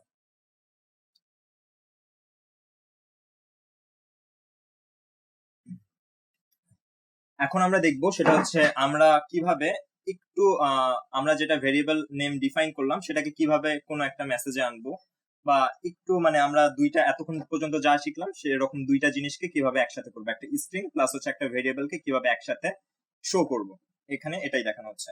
যেমন পাই হচ্ছে এখানে আমি দেখাচ্ছি, সেটা হচ্ছে এ হচ্ছে আমার একটা ভেরিয়েবল, আচ্ছা নাম্বার দিলাম NUM, নাম হচ্ছে আমার একটা ভেরিয়েবল, যেটা দিলাম হচ্ছে আমি 10 ইজ ইকুয়াল টু 10, এটা একটা আমার ভেরিয়েবল। আমি এখানে লিখলাম প্রিন্ট, প্রিন্ট হচ্ছে একটা ফাংশন, যেটা আমরা জানি। আমি যদি এখানে লিখি প্রিন্ট মাই নেম ইজ বা মাই এজ ইজ, তাহলে এটা কি হবে, এটা শুধু লিখবে যে মাই এজ ইজ নাম্বার 10, এটা তো আমি লিখিনি যে প্রিন্ট এ বা প্রিন্ট নাম্বার, এখানে শুধুমাত্র প্রিন্ট করতেছে, আমি প্রিন্টের মধ্যে যেটা লাগতেছি সেটাই। কিন্তু আমি যদি এটা করতে চাই যে একটা ভেরিয়েবল প্লাস একটা স্ট্রিং একসাথে রান করব, সেক্ষেত্রে কি করতে হবে, সেক্ষেত্রে যদি আমি এভাবে লিখি print double quotation my age is, এখানে যদি আমি একটা কমা দিই, কমা দিয়ে যদি লিখি যে নাম্বার, সেক্ষেত্রে দেখা যাবে যে মাই এজ ইজ 10। মানে সে এটা প্রথমে প্রিন্ট করছে, তারপরে কি করছে নাম, নাম এখানে নাম্বারে কি আছে 10, এই জন্য সে এখানে 10 লিখে দিচ্ছে। এখানে যদি থাকতো মাই এজ ইজ 18, তাহলে এখানে সে দেখা যেত যে মাই এজ ইজ 18। এটা 3টা 4টা অ্যাড করা যাবে। এখানে যদি আমি দিই আবার হচ্ছে নাম্বার, আমি যদি দিই নাম্বার, আচ্ছা দিলাম 5 ইজ ইকুয়াল টু 20, ওকে, সেই ক্ষেত্রে এখানে আমি আবার একটা কমা দিতে হবে, কমা দিয়ে আমি যদি লিখি নাম 5, সেক্ষেত্রে দেখা যাবে যে মাই এজ ইজ 18 20, 3 4 যা ইচ্ছা একসাথে রান করা যাবে। আপনি এখানে একটা কমা দিয়ে আসলে কতটুকু স্পেস হয়, বা আমি যদি একটা কমা দিয়ে আপনি স্পেস না দিলেও চলবে, এটা কোনো সমস্যা না। পাইথনে স্পেস যেমন আপনার একটা কমা দেওয়ার কারণে আপনার 18 এবং 20 এর মাঝখানে একটা স্পেস আসলো, এখানে কি কোনো না না ব্যাপারটা না, কি এটা এরকম যদি যে না, এটা আসলে কোনো এফেক্ট করবে না। এখানে যদি আমি কিছুক্ষণ পরেও লিখি, সেটাতেও এটা কোনো এফেক্ট করবে না। আচ্ছা আচ্ছা দেখছেন এই যে এখানে আমি কতটুকু গ্যাপ রেখে লিখছি, এটা কোনো এফেক্ট করবে না। আমি যদি এখানে গ্যাপ রাখতে চাই, সেক্ষেত্রে আমার যেটা করতে হবে যে মাই নেম ইজ এর পরে কিছুটা গ্যাপ রাখবো বা নেক্সট লাইনে লিখবো, সেক্ষেত্রে যে এখানে স্পেসটা দিয়ে দিতে হবে। এখন দেখবেন যে মাই এজ ইজ এটা। এখন আমি যদি এখানে দিয়ে দিতাম যে স্ল্যাশ এন, তাহলে দেখা যেত যে এই লাইনটা পুরোপুরি পরের লাইনে অ্যাড হচ্ছে। আচ্ছা আচ্ছা, বা টি দিয়ে দিলে 4টা স্পেস পরে হতো এরকম? হ্যাঁ, টি দিয়ে দিলে 4টা স্পেস পরে হয়ে যেত। এটাই এখানে সেম জিনিসই দেখানো হয়েছে, এগুলো আপনারা প্র্যাকটিস করবেন। একই কথা, আমি যদি সামনে দিতে চাই, তাহলে প্রথমে সামনে কমা দিয়ে দেন এই জিনিসটা লিখবো। একই কথা, এখানে লেখা আছে যে নেম জন ডো, এখানে লেখা আছে যে নেম জন ডো, এখানে লিখছি আমি হ্যালো কমা নেম, এখানে লিখছে হ্যালো জন ডো, একই কথা। এখন হচ্ছে এটা আগে ইউজ করা হতো, এখন কিছুটা আপডেট করা হয়েছে। পাইথন 2 এ এভাবে ইউজ করা হতো, এটাকে বলা হচ্ছে এফ স্ট্রিং। আমরা যে কোনো একটা ইউজ করতে পারি, এটাও ইউজ করতে পারি, এটাও ইউজ করতে পারি। এখানে লেখা আছে যে পাইথন 3.6 প্লাস এফ স্ট্রিংটা আমরা ইউজ করতে পারি যাদের পাইথন 3.6 চালাচ্ছে তারাই। এটা হচ্ছে পাইথন 3.6 এ নিউ অ্যাড করা হয়েছে। এটা হচ্ছে একই কাজ, এটা হচ্ছে একই কাজ। সেটা হচ্ছে আমি এই কথাটাকে এফ স্ট্রিং এ আরেকটু স্মার্টলি রিপ্রেজেন্ট করা যায়, এটাকে বলে এফ স্ট্রিং। আমি যদি এভাবে লিখি প্রিন্ট, আমি এফ লিখে নিলাম, এফ লিখে ইনভার্টেড ডাবল কোটেশন দিয়ে দিলাম, এফ লিখে ডাবল কোটেশন দিয়ে দিলাম। এখন লিখলাম আমি মাই এজ ইজ, এখানে আমি দিচ্ছি হচ্ছে নাম্বার 1, নাম, নাম যেটা হচ্ছে 18।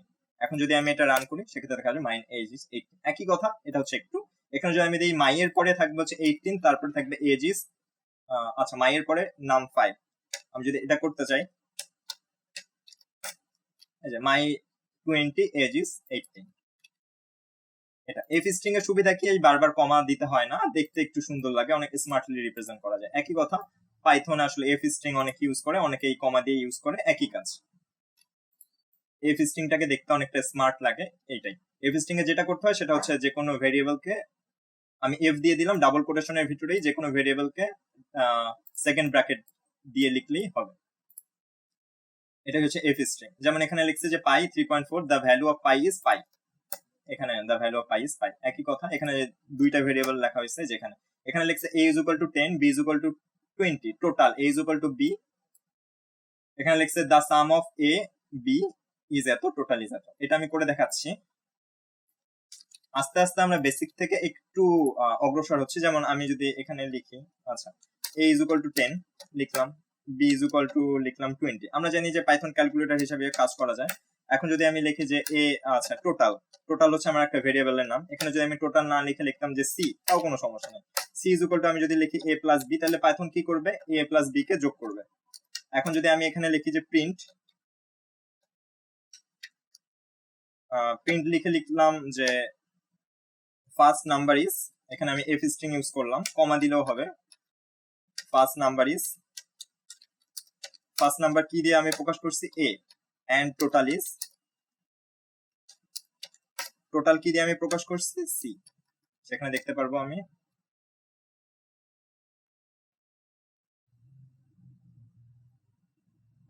আচ্ছা, এখানে ইনভ্যালিড সিনট্যাক্স কিছু একটা আমার লাইনে ভুল হয়েছে। আচ্ছা, এখানে আমি দেখেন সেকেন্ড ব্র্যাকেট দিয়েছি, প্রিন্টে আসলে ফার্স্ট ব্র্যাকেট হয়, আমি এখানে সেকেন্ড ব্র্যাকেট দিয়েছি। প্রিন্ট ফাংশনে ফার্স্ট ব্র্যাকেট হয়, আমি এখানে সেকেন্ড ব্র্যাকেট দিয়েছি। এটাই হচ্ছে এখানে বলছে সিনট্যাক্স এরর। এরর কিভাবে হ্যান্ডেলিং করতে হয় সেটা আমরা সেকেন্ড বা থার্ড লেকচারে দেখবো। এখানে দেখাচ্ছে, আচ্ছা এখানে আমি এফটা কেটে দিয়েছি, এফ এখন দেখাচ্ছে first number is 10 and the total is 30। এটা এই পর্যন্ত কি কারো কোনো আমাদের সমস্যা আছে? এটা আমরা শিখলাম যে কিভাবে স্ট্রিং এ বিভিন্ন ফাংশন কাজ করতে হয়, স্ট্রিংটা কিভাবে লিখতে হয়। স্ট্রিং এ আরো কিছু কাজ আছে, সেগুলো আমরা আস্তে আস্তে জানবো। নেক্সট আমরা শিখলাম এফ স্ট্রিং কিভাবে কাজ করে।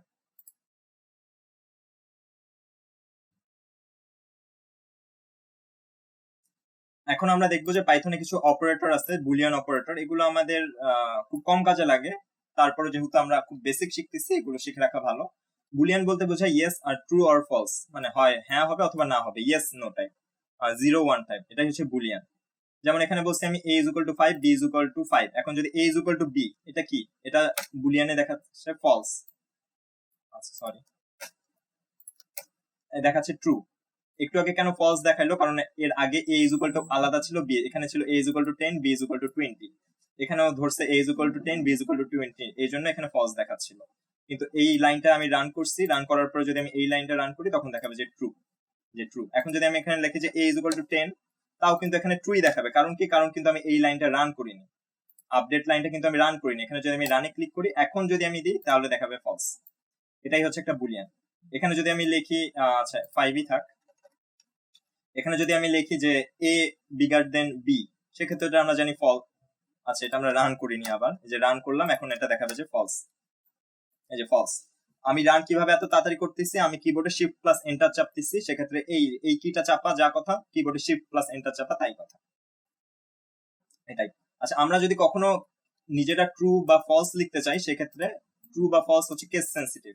মানে আমাদের পাইথনের যে রিজার্ভ ওয়ার্ড, যেমন প্রিন্ট, এটা কিন্তু প্রিন্টটা কিন্তু আসলে ছোট হাতের পি দিয়ে শুরু হয়েছে। এখানে যদি আমি বড় হাতের পি দেই, সেক্ষেত্রে কিন্তু আমাদের বলবে ইরোর, এরা কিন্তু বলবে যে ইরোর। আমি তো প্রিন্ট বড় হাতের পি দিয়ে কোনো প্রিন্টকে চিনি না, আমি চিনি ছোট হাতের পি দিয়ে প্রিন্ট। কিন্তু আমাদের যে ট্রু ফলস আছে, মানে পাইথনের ডিফাইন্ড কিওয়ার্ড, এগুলো হচ্ছে বড় হাতের, এগুলো হচ্ছে বড় হাতের। এটা যদি আমি ছোট হাতের লিখি, সেক্ষেত্রে আসলে সেটা কোনো বুলিয়ান এখানে বলবে যে নেম ইরোর, এরকম একটা কথা। এটা তো আমাদের মাথায় রাখতে হবে যে প্রিন্ট ট্রিন্ট সবকিছু ছোট হাতের, পাইথনের সব ফাংশন ছোট হাতের। ট্রু ফলস বা বুলিয়ান, এই যে দুইটা অপারেটর আছে, সেটা কেস সেন্সিটিভ। যদি আমাদের কোনো কাজে ইউজ করতে হয়, বা আমাদের যখন আমরা অনেক বড় বড় কিছু করবো বা লুপ করবো, তখন অনেক সময় ট্রু ফলস ইউজ করে লুপ গুলো করা যায়, সেক্ষেত্রে এটা কেস সেন্সিটিভ, এটা একটু মাথায় রাখতে হবে। এখন আমরা দেখবো যে অপারেটরস কি। অপারেটরস কি আমরা জানি, সেটা হচ্ছে যোগ বিয়োগ গুণ ভাগ, যাই হোক না কেন, এগুলোই হচ্ছে অপারেটরস। পাইথনে প্লাস মাইনাস গুণ, গুণ যেটা আমরা গুণ চিহ্ন যেটা পাইথনে, সেটা হচ্ছে শিফট চেপে কিবোর্ডের এইচ, যেটা স্টারিস মার্ক বলে বা স্টার মার্ক বলি আমরা, সেটাই হচ্ছে পাইথনের গুণ। ডিভাইড হচ্ছে স্ল্যাশ। আর আমাদের নতুন তিনটা আছে যেগুলো আমরা মোটামুটি কম ধারণা রাখি, সেটা হচ্ছে মডুলাস, ফ্লোর ডিভিশন আর এক্সপোনেন্ট। এক্সপোনেন্ট বলতে বোঝায় বর্গ। আচ্ছা, যোগ বিয়োগ তো আমরা জানি, x is equal to 3, y is equal to 5। আমরা যদি যোগ করি x plus y, সেক্ষেত্রে দেখা যাবে যে 8। আমরা x minus y ও করতে পারি। মাল্টিপ্লিকেশন, ওই যে গুণন, ভাগ করতে পারি আমরা খুব সোজা, x by y, এটা কোনো সমস্যা না। এখন আমরা মডুলাস, মডুলাস বলতে কি বোঝায়? মডুলাস বলতে যেটা বোঝায়, মডুলাস হচ্ছে আমরা কিবোর্ডের শিফট 5 এটা চাপলে এটাকে বলা হচ্ছে পাইথনের ভাষায় মডুলাস। আমরা বলি পার্সেন্টেজ, পাইথনের ভাষায় এটাই হচ্ছে মডুলাস, শিফট 5 মডুলাস। এখন যদি আমরা লিখি a is equal to লিখলাম হচ্ছে 12, b is equal to 5। এখন যদি আমরা লিখি a মডুলাস b, সেক্ষেত্রে যদি আমরা প্রোগ্রামটা রান করি, তাহলে দেখা যাবে 2। এটা আসলে কি দেখা যাচ্ছে? মডুলাস বলতে বোঝায় ভাগশেষ, যে এ শুধুমাত্র মডুলাসের কাজ হচ্ছে শুধুমাত্র ভাগশেষ যত, সেটাই বলবে। যেমন এ কে মানে a ভাগ b, মানে a কে b দিয়ে ভাগ করছে, তার মানে 5 কে 12 তে ভাগ করছে 2, হাতে থাকলো 10, আর হাতে থাকলো যেই 2, সেই হাতের ধরাটা 2, সে এখানে দেখাচ্ছে যে আমাদের হাতের ধরা আছে 2। মডুলাসের কি কাজ? মডুলাসের একটা খুব সংক্ষিপ্ত আমি কাজ বলতে পারি, সেটা হচ্ছে আমি যদি কখনো ইভেন বা অড নাম্বার চেক করতে চাই, আমি জানি যে ইভেন নাম্বারের ভাগ করলে 0 আসে না, অড নাম্বার ভাগ করলে মানে ইভেন নাম্বার ভাগ করলে সবসময় ভাগশেষ 0 আসে। অড নাম্বার আমি যত বড়ই আসছে না কেন, আমি যদি সেটাকে 2 দিয়ে ভাগ করি ভাগশেষ 1 আসে। আমি যদি কোনো একটা প্রোগ্রামিং লিখতে চাই, আমি খুব সিম্পলি দেখাচ্ছি। ধরে নিলাম a ইজ ইকুয়াল টু একটা বড় একটা সংখ্যা, যেটা হচ্ছে একটা বিজোড় সংখ্যা 1 লাস্টে আছে। b is equal two 2। এখন যদি আমরা দেই a মডুলাস 2, সেক্ষেত্রে আমরা ইজিলি বুঝতে পারবো সেটা হচ্ছে এটা একটা বিজোড় সংখ্যা, কারণ অন আসছে। এখন যদি এটা কোনো একটা জোড় সংখ্যা হতো, সেক্ষেত্রে দেখা যেত এখানে 0 আসতো। এটা আরো মডুলাসের কিছু কাজ আছে, সেই কাজগুলো আমরা পরে আলোচনা করবো। এটা হচ্ছে মডুলাসের কাজ। মডুলাসের কাজ হচ্ছে শুধুমাত্র ভাগশেষ দেখানো। ফ্লোর ডিভিশনের কাজ কি? ফ্লোর ডিভিশনের কাজ হচ্ছে মডুলাসের কাজের উল্টো, এটা হচ্ছে ডাবল স্ল্যাশ দিয়ে বোঝায়। ফ্লোর ডিভিশনের কাজ হচ্ছে শুধুমাত্র ভাগফলটা দেখাবে, ভাগশেষটা দেখাবে না। যেমন 3/2, এখানে কিছুটা ভাগশেষ থাকে কিন্তু সে ভাগশেষ দেখাবে না, শুধুমাত্র ভাগফলটা দেখাচ্ছে। ভাগফল হচ্ছে 1, কিন্তু সে ভাগশেষ দেখাবে না। আর এক্সপোনেন্ট বলতে বোঝায় সেটা হচ্ছে স্কয়ার। আমি যদি লিখতে চাই যে 2 স্কয়ার 3, সেটাকে আমরা ডাবল স্টার দেবো বা ডাবল স্টার দেবো, সেক্ষেত্রে এক্সপোনেন্ট। এক্সপোনেন্ট কাজ হচ্ছে ডাবল স্টার। একটু ডিভাইড আর ফ্লোর ডিভিশনের পার্থক্যটা একটু বলুন। আচ্ছা, ডিভাইড আর ফ্লোর ডিভিশনের পার্থক্য হচ্ছে, আমি যদি ডিভাইড করি, আমি লিখলাম হচ্ছে a ইজ ইকুয়াল টু লিখলাম 5, b ইজ ইকুয়াল টু 2। এখন যদি আমি লিখি যে a ডিভাইড, আমি যদি এখন লিখি যে আচ্ছা আমি যদি এখন লিখি যে a ডিভাইড b, সেক্ষেত্রে যেটা আসবে 2.5। এখন যদি আমি আবার লিখি a ফ্লোর ডিভিশন b, সেক্ষেত্রে শুধুমাত্র আসবে 2, এই 0.5টা বাদ যাবে, মানে সে ভাগশেষটা দেখাবে না। মানে মডুলাসে আমরা যখন কাজ করব শুধুমাত্র ভাগশেষটা দেখাবে, ভাগফলটা দেখাবে না। আর ফ্লোর ডিভিশনে শুধুমাত্র ভাগফলটা দেখাবে, ভাগশেষটা দেখাবে না। আর ডিভিশনে ভাগফল প্লাস ভাগশেষ দুইটাই দেখাবে। জি, আমার মনে হয় ক্লিয়ার। আচ্ছা, আমরা যদি গ্রেটার দেন, ইকুয়াল টু এগুলো যদি ইউজ করতে চাই, এগুলোকে বলে কম্পারিজন অপারেটর। এগুলো হচ্ছে এই যে এটা ইকুয়াল টু তে বোঝায় ডাবল ড্যাশ, মানে sorry double equal. Equal to কেননা আমরা খাতায় লিখি a ইজ ইকুয়াল টু, বা খাতায় লিখি যে x ইজ ইকুয়াল টু এটা, কিন্তু এটা যেহেতু একটা ভেরিয়েবলকে ডিফাইন করে, এই জন্য আমি যদি লিখতে চাই সেটা হচ্ছে যে ইকুয়াল টু, মানে ইকুয়াল। যেমন আমি লিখতে পারি যে 5 সরি a ইকুয়াল টু লিখলাম আমি 5, b ইকুয়াল টু লিখলাম আবার 5। এখন আমি যদি লিখতে চাই যে a ইকুয়াল টু b, সেক্ষেত্রে বুঝাবে আসলে a আর b সমান কিনা। আমরা খাতায় লিখলে হয়তো বা লিখে একটা শুধুমাত্র সমান চিহ্ন দিয়ে, কিন্তু পাইথনে যেহেতু একটা ইকুয়াল দিয়ে কোনো একটা ভেরিয়েবলকে ডিফাইন করা বোঝায়, এই জন্য ইকুয়াল টু মানে আমাদের খাতার একটা ইকুয়াল দিয়ে পাইথনে দুইটা ইকুয়াল ইউজ করতে হয়। এই যে এটা এখানে দেখাচ্ছে যে ট্রু, আসলে a ইকুয়াল টু b। এখানে যদি হয়তো a ইজ ইকুয়াল টু 10, সেক্ষেত্রে দেখাতো একটা বুলিয়ান অপারেটর ফলস। এটা কম্পারিজন অপারেটর, বড় ছোট, সমান নয় বড় নয়, এটা নট ইকুয়াল টু বড় নয় ছোট নয়, এগুলো দিয়ে প্রকাশ করা হয়।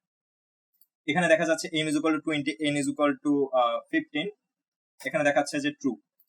এখানে যদি আমি বলি m লেস দেন n, এখানে দেখাবে ফলস। একই কথা, এগুলো হচ্ছে কম্পারিজন অপারেটর, শুধু অপারেটর গুলো মনে রাখলেই হবে। এখানে এটা বড় নয় বা সমান নয়, সরি এটা হচ্ছে সমান নয়। সমান নয় লিখতে গেলে কি করতে হবে? আমাদের কিবোর্ডে শিফট চেপে 1 চাপতে হবে, যেটা হচ্ছে বিস্ময় চিহ্ন, এক্সক্লেমেশন মার্ক। সমান নয় a সমান নয় b যদি আমি লিখতে চাই, তাহলে যে শিফট চেপে 1, কিবোর্ডের 1, তারপরে হচ্ছে ইকুয়াল, এটা হচ্ছে সমান নয়। b যেটা আসবে ট্রু, কারণ এখানে তো আসলে a আর b কি সমান? a হচ্ছে 5, b হচ্ছে সরি a হচ্ছে 10, b হচ্ছে 5, এটা তো আসলে সমান না। এটা এই যে গ্রেটার অর ইকুয়াল, এটা বোঝাচ্ছে যে greater or equal to, less or equal to, এগুলো আসলে দেখলেই বোঝা যাবে, এটা কোনো ব্যাপার না। আচ্ছা, এখন আছে আমাদের লজিক্যাল কিছু অপারেটর আছে। লজিক্যাল অপারেটর গুলো হচ্ছে এন্ড অর নট, এই তিনটাকে বলা হচ্ছে লজিক্যাল অপারেটর। লজিক্যাল অপারেটর আমরা যদি এন্ড ইউজ করি, সেক্ষেত্রে দুই পক্ষকেই সত্য হতে হবে। আমরা যদি অর ইউজ করি, সেক্ষেত্রে যে কোনো এক পক্ষ সত্য হলেই সে বলবে যে ট্রু অর ফলস। আর আমরা যদি নট ইউজ করি, সেটা নটটা আসলে তেমন কোনো কাজের না, এটা জাস্ট লজিক্যাল অপারেটর হিসেবে শেখানো হচ্ছে। এন্ড এটা যদি দুই পক্ষই সমান হয়, সেক্ষেত্রে দেখাবে ট্রু। এখানে বলা আছে 2 ইজ ইকুয়াল টু 2, যেটা খুবই সত্য, 2 তো 2 এরই সমান।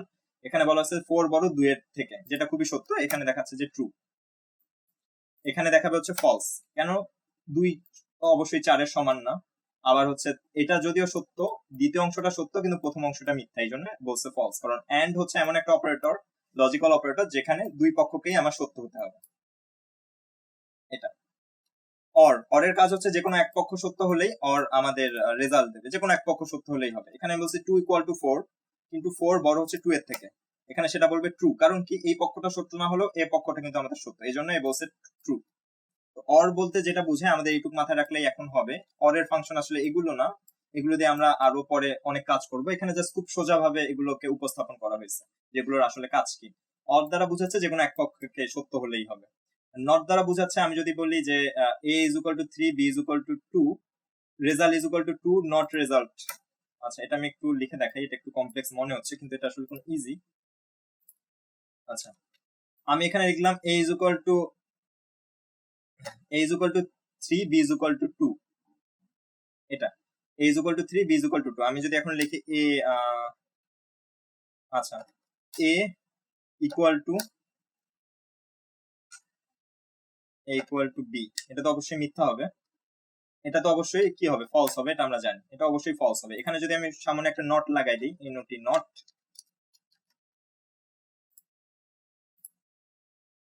এটা ছোট হাতের, এটা মাথায় রাখতে হবে, নট। এটা যদি আমরা লিখে দিই তাহলে দেখাবে ট্রু। এটা যদিও ফলস হওয়ার কথা ছিল, আমি নট সামনে লাগাইলে যে কোনো মানে ট্রুটা ফলস হয়ে যায়, বা সে যেটা সত্য তার বিপরীতটা দেবে। আমি যদি লিখি a is equal to b, সেটা তো অবশ্যই ফলস, কিন্তু এখানে যদি আমি সামনে জাস্ট নট লিখে দিই সেক্ষেত্রে দেখা যাবে যে এটা ট্রু বলে দিচ্ছে। যেহেতু নট কি কিওয়ার্ড পাইথনের? হ্যাঁ, পাইথনের একটা কিওয়ার্ড, সেটা হচ্ছে যেটা আসার কথা তার বিপরীতটা দেবে। এটার আসলে কাজ কিছুটা আছে, সেটা আসলে মানে ইজি, আসলে খুব প্রোগ্রামিং দিয়ে এটা বোঝা যাবে না। শুধুমাত্র এখন আমাদের এইটুক মাথায় রাখলেই হবে, সেটা হচ্ছে নট একটা কিওয়ার্ড যেটা যে কোনো রেজাল্টকে উল্টায় দেয়। মানে সেটা যদি সত্য হয় তাহলে পাইথন সেটাকে, আমি যদি নট তার সামনে লাগে সেটাকে বলবে মিথ্যা, সেটা যদি মিথ্যা হয় তার সামনে যদি আমি নট লাগে সেটাকে বলবে সত্য। এটাই, এটা মাথায় রাখলেই হবে। অ্যাসাইনমেন্ট, এগুলো কোন অ্যাসাইনমেন্ট বলতে যে ডাবল ইকুয়াল দিয়ে অ্যাসাইন করা বোঝায়, বা যে এক্স অ্যাসাইন করা বোঝাচ্ছে। এটা আসলে আমি যদি লিখি a is equal to 5, এটাকেই বলে অ্যাসাইন।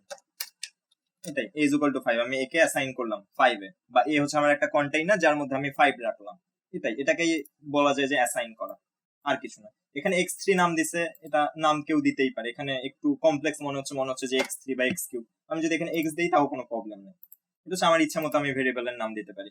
এখন দুইটা বিষয় আছে, সেটা হচ্ছে ইনক্রিমেন্ট, ডিক্রিমেন্ট। ইনক্রিমেন্ট কিভাবে করা যায়, ডিক্রিমেন্ট কিভাবে করা যায়।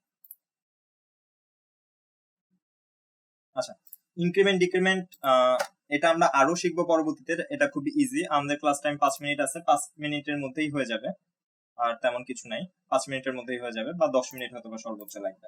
ইনক্রিমেন্ট ডিক্রিমেন্টটা বলতে কি বোঝায়? ইনক্রিমেন্ট বলতে বোঝায় যে ক্রমবর্ধমান বা বাড়া, আস্তে আস্তে বাড়া। আর ডিক্রিমেন্ট বলতে বোঝায় আস্তে আস্তে কমা। সেটা কি রকম? আমি যদি বলি যে a is equal to 1,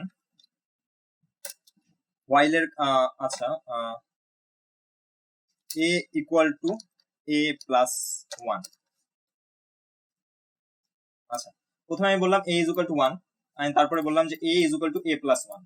এখন যদি আমি এটাকে শিফট প্লাস এন্টার চাপি বা এখানে রান ক্লিক করি, এখন যদি আমি লিখি প্রিন্ট a, তাহলে দেখাবে যে a is equal to 2। এখানে কি হলো? এখানে হচ্ছে প্রথমে a এর মান ছিল 1, যেটা পরবর্তীতে আমি বলছি a, মানে a is equal to a plus 1, তার মানে 1 plus 1 যেটা আসবে সেটাই a এর মান, এটা হচ্ছে 2। এটা হচ্ছে ইনক্রিমেন্ট করলাম, বা আমি সংখ্যাটা বাড়ালাম।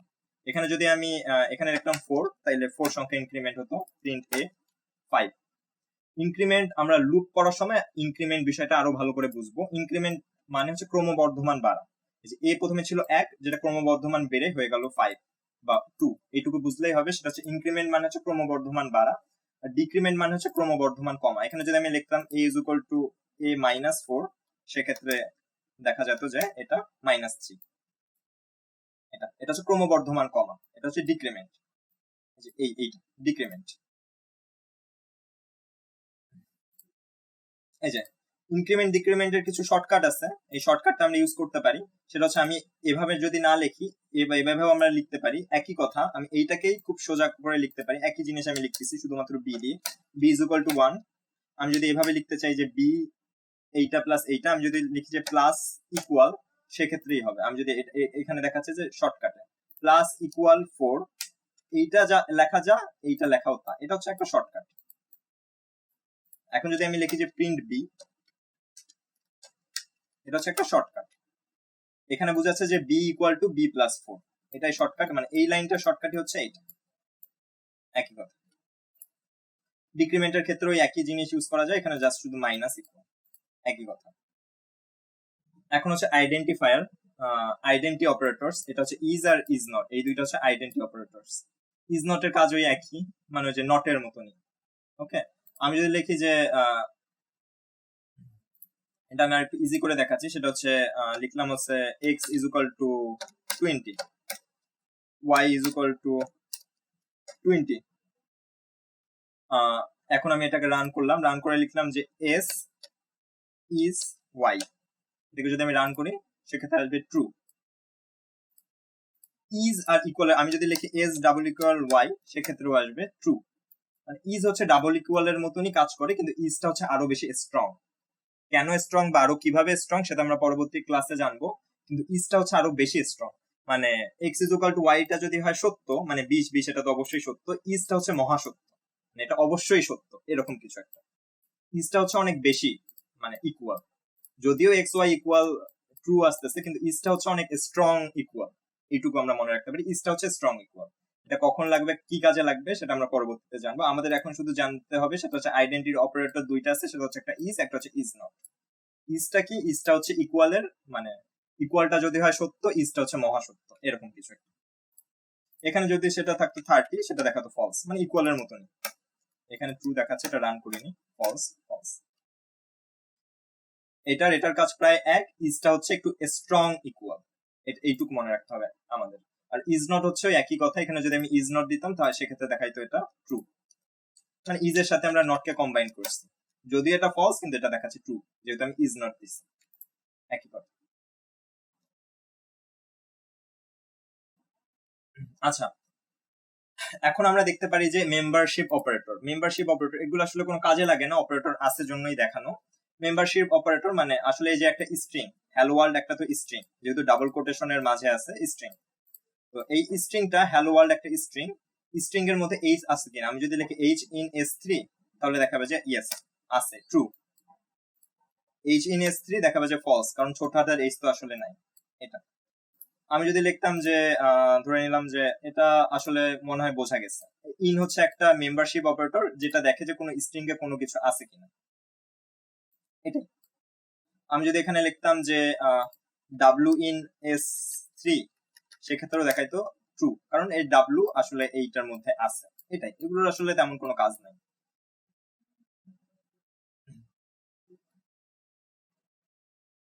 আচ্ছা, এখন আমরা জানবো কিভাবে কনভার্সন করতে হয়। এটা একটু ইম্পর্টেন্ট পার্ট, এটা শিখতে 5 মিনিট লাগবে। এটা 5 মিনিট করা হয়ে গেলেই আমাদের মোটামুটি আজকের ক্লাস শেষ। কিভাবে কনভার্সন করতে হয়, কনভার্সন কিভাবে আমরা করব, যেমন আমরা যদি বলি a ইকুয়াল টু 5, এখানে বলবে, আমি যদি লিখি টাইপ a, এখানে বলবে এটা হচ্ছে একটা ইন্টিজার, এটাকে আমি কিভাবে ফ্লোটে নিয়ে যাব, এটাকে আমি কিভাবে ফ্লোট বানাবো। আমি যদি এখানে লিখি সেটা হচ্ছে a, বা আমি লিখলাম যে b ইকুয়াল টু ফ্লোট, কাকে ফ্লোট বানাতে চাচ্ছি, a কে ফ্লোট বানাতে চাচ্ছি, ঠিক আছে। আমি যদি এখন লিখি b ইকুয়াল টু, দেখা যাবে যে 5.0, বিটা কি হয়ে গেল, একটা ফ্লোটে কনভার্ট হয়ে গেল। আমি যদি লিখি টাইপ বি তাহলে দেখা যাবে যে এটা একটা ফ্লোট। এই যে আমরা কি করলাম, ইন্টিজার থেকে যে কোনো একটা সংখ্যাকে ফ্লোটে কনভার্ট করলাম। আমরা যদি এখন ফ্লোট থেকে আবার ইন্টিজারে কনভার্ট করতে চাই, সেক্ষেত্রে আমরা যদি লিখি সি ইকুয়াল টু ফ্লোট, এটাও একটা ফাংশন যেটা হচ্ছে ফ্লোট থেকে, ইন্ট হচ্ছে একটা ফাংশন যেটা ফ্লোট থেকে ইন্টিজারে কনভার্ট করে। ইন্ট কাকে ইন্টিজারে কনভার্ট করবে, সে বি কে ইন্টিজারে কনভার্ট করবে अगेन। এখন যদি আমি লিখি যে বি কত, বি তার, আচ্ছা হ্যাঁ আচ্ছা সরি, এখন যদি আমি লিখি সি কত তাহলে দেখাবে যে বি কে কনভার্ট করে যে ফ্লোট থেকে সে ইন্টিজারে বানাইলো। এখন যদি আমি লিখি টাইপ সি সেক্ষেত্রে দেখা যাবে যে এটা একটা ইন্টিজার, এটা হচ্ছে একটা ইন্টিজার, এটা এসে দেখাচ্ছে যে এটা একটা ইন্টিজার। সো এটা হচ্ছে কনভার্সন, কিভাবে আমি ফ্লোট থেকে ইন্টিজারে কনভার্ট করলাম, যেখানে এটাই দেখাচ্ছে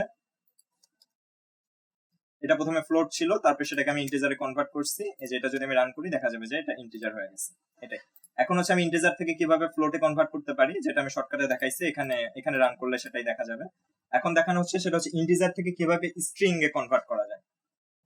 এখন ইন্টিজার তো একটা সংখ্যা, ইন্টিজার থেকে স্ট্রিং এ কিভাবে কনভার্ট করব, পাইথনে হচ্ছে একটা আমি বলছি সেটা হচ্ছে ডাবল কোটেশনের ভিতরে যাই থাকে সেটাই কিন্তু একটা স্ট্রিং। আমি যদি এখানে একটা লিখি যে y ইজ ইকুয়াল টু, আমি লিখলাম যে ডাবল কোটেশনের ভিতরে একটা সংখ্যা লিখলাম, এটা আসলে কি? এটা কিন্তু আসলে কোনো ইন্টিজার না, এটা কিন্তু একটা স্ট্রিং। কেন স্ট্রিং? কারণ এটা ডাবল কোটেশনের ভিতরে আছে। এটা কিন্তু পাইথন কোন একটা নাম্বার হিসাবে কাউন্ট করবে না, এটাকে কাউন্ট করবে স্ট্রিং হিসাবে। এটাকে কিন্তু আমি অন্য কোনো সংখ্যার সাথে যোগ করতে পারবো না, কারণ এটা হচ্ছে একটা স্ট্রিং। ঠিক আছে, এটা হচ্ছে একটা স্ট্রিং। এটা এখন যদি আমি লিখি টাইপ ওয়াই, তাহলে কিন্তু এই দেখাবে যে এটা হচ্ছে একটা স্ট্রিং। কারণ কি? কারণ ডাবল কোটেশনের ভিতরে আছে। স্ট্রিং চেনার সহজ উপায়, ডাবল কোটেশনের ভিতরে যাই থাক না কেন সেটাই হচ্ছে একটা স্ট্রিং। এখন যদি আমি এটাকে নাম্বার করতে চাই, সেক্ষেত্রে আমি কিভাবে এটাকে নাম্বার করতে চাবো? নাম্বার করতে পারবো, আমি এভাবেও লিখতে পারি y is equal two y, y is equal two আমি লিখতে পারি সেটা হচ্ছে স্ট্রিং y, সরি y, মানে এখন যদি আমি লিখি y, এটা হচ্ছে একটা স্ট্রিং এ কনভার্ট হয়ে গেল। ওয়াইটাকে সেই নতুন ওয়াই এ কনভার্ট করলো, যেটা একটা স্ট্রিং। এখন যদি আমি লিখি টাইপ ওয়াই, যেটা কি ছিল? যেটা ছিল হচ্ছে আমার একটা ছিল স্ট্রিং, সেটা এখন ইন্টিজারে কনভার্ট হয়ে গেল। এখন যদি লিখি টাইপ ওয়াই, সেক্ষেত্রে দেখা গেল এটা স্ট্রিং। এটার কাজ কি, বা এটা খুবই জানা, এটা খুবই গুরুত্বপূর্ণ একটা পার্ট। কারণ আমরা যখন কোনো কিছু ইনপুট নেই, তখন পাইথন সেটাকে স্ট্রিং হিসাবে ইনপুট নেয়। ধরে নিলাম আমি বললাম যে তোমার এজ কত, একটা পাইথন একটা কোড লিখে বললাম, যেটা একটা ইনপুট নেবে, আমাকে লিখতে হবে এজ কত। আমি যদি লিখি 18, সেটা পাইথন আসলে স্ট্রিং হিসাবে নেয়। সেটা যদি আমি কিছুর সাথে যোগ বিয়োগ গুণ ভাগ করতে চাই, তাহলে সেটাকে আমার কনভার্ট করে নিতে হবে এইভাবে। এই যে এখানে যেমন c is equal two 20 type c, এটা এখানে আমার বলবে এটা হচ্ছে একটা ইন্টিজার, যেহেতু এটা 20, এখানে সামনে পিছনে কোনো কোটেশন নাই। এখন যদি আমি লিখি যে এই সিটাকে স্ট্রিং এ আমি কনভার্ট করব, তাহলে দেখা যাবে যে টাইপ সি, এটা দেখা যাচ্ছে স্ট্রিং, এটা আসলে স্ট্রিং এ কনভার্ট হয়ে গেছে। মানে এই সংখ্যাটাকে আমি স্ট্রিং এ কনভার্ট করছি। এখানে যেমন আমি স্ট্রিংটাকে সংখ্যায় কনভার্ট করলাম, এখানে দেখানো হয়েছে সংখ্যাটাকে স্ট্রিং এ কনভার্ট করা। যেমন এখানে দেখানো হয়েছে এটা একটা স্ট্রিং। এটা কেন একটা স্ট্রিং? কারণ এখানে কোটেশন আছে। এটাকে আমি কিভাবে সংখ্যায় কনভার্ট করতে পারি? এই যে ইন্ট একটা ফাংশন, যেটা যে কোনো স্ট্রিং কে সংখ্যায় কনভার্ট করে দেবে। কিন্তু এটা পাইথনের খুবই একটা পাওয়ারফুল পয়েন্ট। অন্য কোনো প্রোগ্রামিং ল্যাঙ্গুয়েজে এটা করা খুবই টাফ, বা একটা স্ট্রিং কে ইন্টিজার করা, একটা ইন্টিজার কে অন্য কিছু করা, এগুলো করা একটু মানে টাফ বা ইরর আসে। কিন্তু পাইথনে এটা করা খুবই ইজি। পাইথনে অনেক কাজ করা খুবই ইজি, যেটা অন্য কোনো প্রোগ্রামিং ল্যাঙ্গুয়েজে কিছুটা টাফ বা কিছুটা অনেক কোড লিখতে হয়। এই জন্য পাইথন এত প্রোগ্রামিং ল্যাঙ্গুয়েজ। কিন্তু এখানে একটা ভেজাল আছে, অন্য প্রোগ্রামিং ল্যাঙ্গুয়েজে ইরর খুব কম আসে, কারণ ওখানে আমি খুবই স্পেসিফিকলি বলে দেই যে এটাকে স্ট্রিং করা যাবে, এই জন্য এটাকে আমি স্ট্রিং করতেছি। কিন্তু পাইথনে কিন্তু আমি যদি এখানে লিখি যে এ বি সি, এখন এটাকে যদি আমি স্ট্রিং করতে চাই, তাহলে কিন্তু এটা কখনোই, মানে এটাকে যদি আমি এখন একটা ইন্টিজার করতে চাই, এটা কিন্তু কখনোই ইন্টিজার হবে না। আমি বলে দিলাম ম্যাজিক ইন্টিজার ফাংশন, তুমি এটা ইন্টিজার হয়ে যাও, তখনই একটা ইরর চলে আসবে যে ভাই আমাকে তো আপনি এবিসি কে ইন্টিজার বানাইতে বলছেন, কিন্তু এবিসি তো আমি কোনোভাবেই ইন্টিজার বানাইতে পারছি না। কারণ এবিসি তো আসলে কোনো ইন্টিজার বানানো যায় না, কারণ এবিসি তো কোনো সংখ্যা না। কিন্তু এখানে যদি 10 থাকতো, সেক্ষেত্রে দেখা যাইতো যে এটা চলে আসতো। সো পাইথনে কিছু কোড লেখা খুবই ইজি, কিন্তু পাইথনে দেখা যায় যে একটু ভুলভাল কোড লিখলে ইররও বেশি আসে। কারণ পাইথনে অনেক কিছুই অনেক স্পেসিফাই করতে হয় না। এটাই, অন্য কোনো প্রোগ্রামিং ল্যাঙ্গুয়েজে যদি আমি এটা করতে চাইতাম, তাহলে 10-12 লাইন কোড লিখতে হইতো যে এইটা যেহেতু সংখ্যা, সেহেতু এটাকে আমি স্ট্রিং এ কনভার্ট করতে যাচ্ছি, এটা সংখ্যা, আগে এটাকে প্রমাণ করে দিতে হইতো, তারপরে সেটাকে আমি বা ইন্টিজারে কনভার্ট করতে পারতাম। কিন্তু পাইথনে যেটা ডাইরেক্টলি করা যায়, যেটা পাইথনের একটা প্লাস পয়েন্ট। এটাই,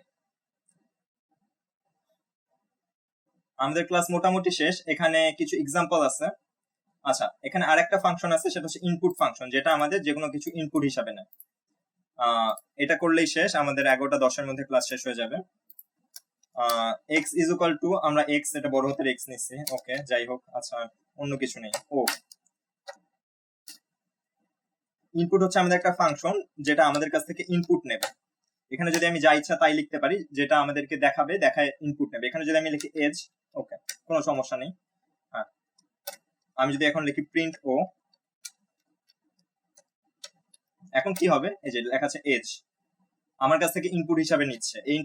এই ইনপুটটা কিন্তু সবকিছু নাই স্ট্রিং হিসাবে। আমি এখানে যাই লিখি না কেন, এবিসি লিখলেও সে ইনপুট স্ট্রিং হিসাবে নেবে। এখানে যদি আমি 20 লিখি, সেটাও সে স্ট্রিং হিসাবে নেবে।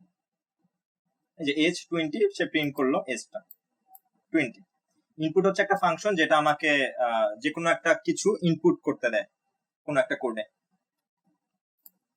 এখানে একটা খুব সুন্দর উদাহরণ দেওয়া আছে, বা খুব ইজি, সেটা হচ্ছে আমি নাম্বার 1, এটা হচ্ছে আমার একটা ভেরিয়েবল। আচ্ছা, এখন যদি আমি এখানে লিখি, সেটা হচ্ছে প্রিন্ট বা ও হচ্ছে একটা ইনপুট নেবে যেটা হচ্ছে এজ।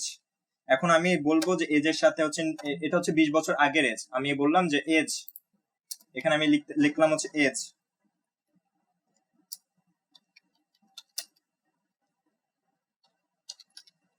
আচ্ছা, আমি বললাম যে খুবই একটা সোজা প্রোগ্রাম লিখলাম, সেটা হচ্ছে 20 year old এজ, মানে 20 বছর আগে তোমার এজ বলো, আমি তোমার নতুন এজটা বলে দেবো। সেটা এখন তাহলে কি করতে হবে, ও সেটা এখানে বলবে যে তোমার 20 ইয়ার, এখানে যদি আমি এটা রান করি এখানে বলবে যে আসলে 20 বছর আগে তোমার এজ কত ছিল, এখানে আমি যাই করতে পারি না। এটা এইটুকু আমরা করছি। এখন সেটাকে কি করতে হবে, আমি যদি নতুন এজের সাথে কনভার্ট করতে চাই, আমি লিখলাম হচ্ছে নিউ এজ, এটা হচ্ছে আমার একটা ভেরিয়েবল নেম। এখানে আমি বললাম ইউজার যাই দেবে দিক না কেন সেটার সাথে কি যোগ করব, আমি 20 যোগ করব, ও প্লাস 20, তাই তো? তাহলে আমি এখন প্রিন্ট করব, আমি একটা স্ট্রিং দিলাম, সেটা এখন আমি দেবো, সেটা হচ্ছে new age, your new age is, আমি এখানে একটা ইরোর আসবে, কেন ইরোর আসবে সেটা আমি বলতেছি, এখানে আমি দিলাম হচ্ছে নিউ এজ। আচ্ছা, আমরা যদি কোনো বড় ভেরিয়েবলের নাম লিখি সেক্ষেত্রে 3-4টা অক্ষর লিখে আমি যদি ট্যাব কিটা চাপি তাহলে অটো কমপ্লিশন হয়ে যায়।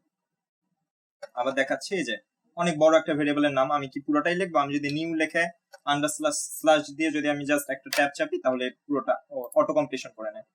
এখানে একটা ইরোর, এখানে আমি যদি এজ লিখি 20 সেক্ষেত্রে দেখা যাবে ইরোর।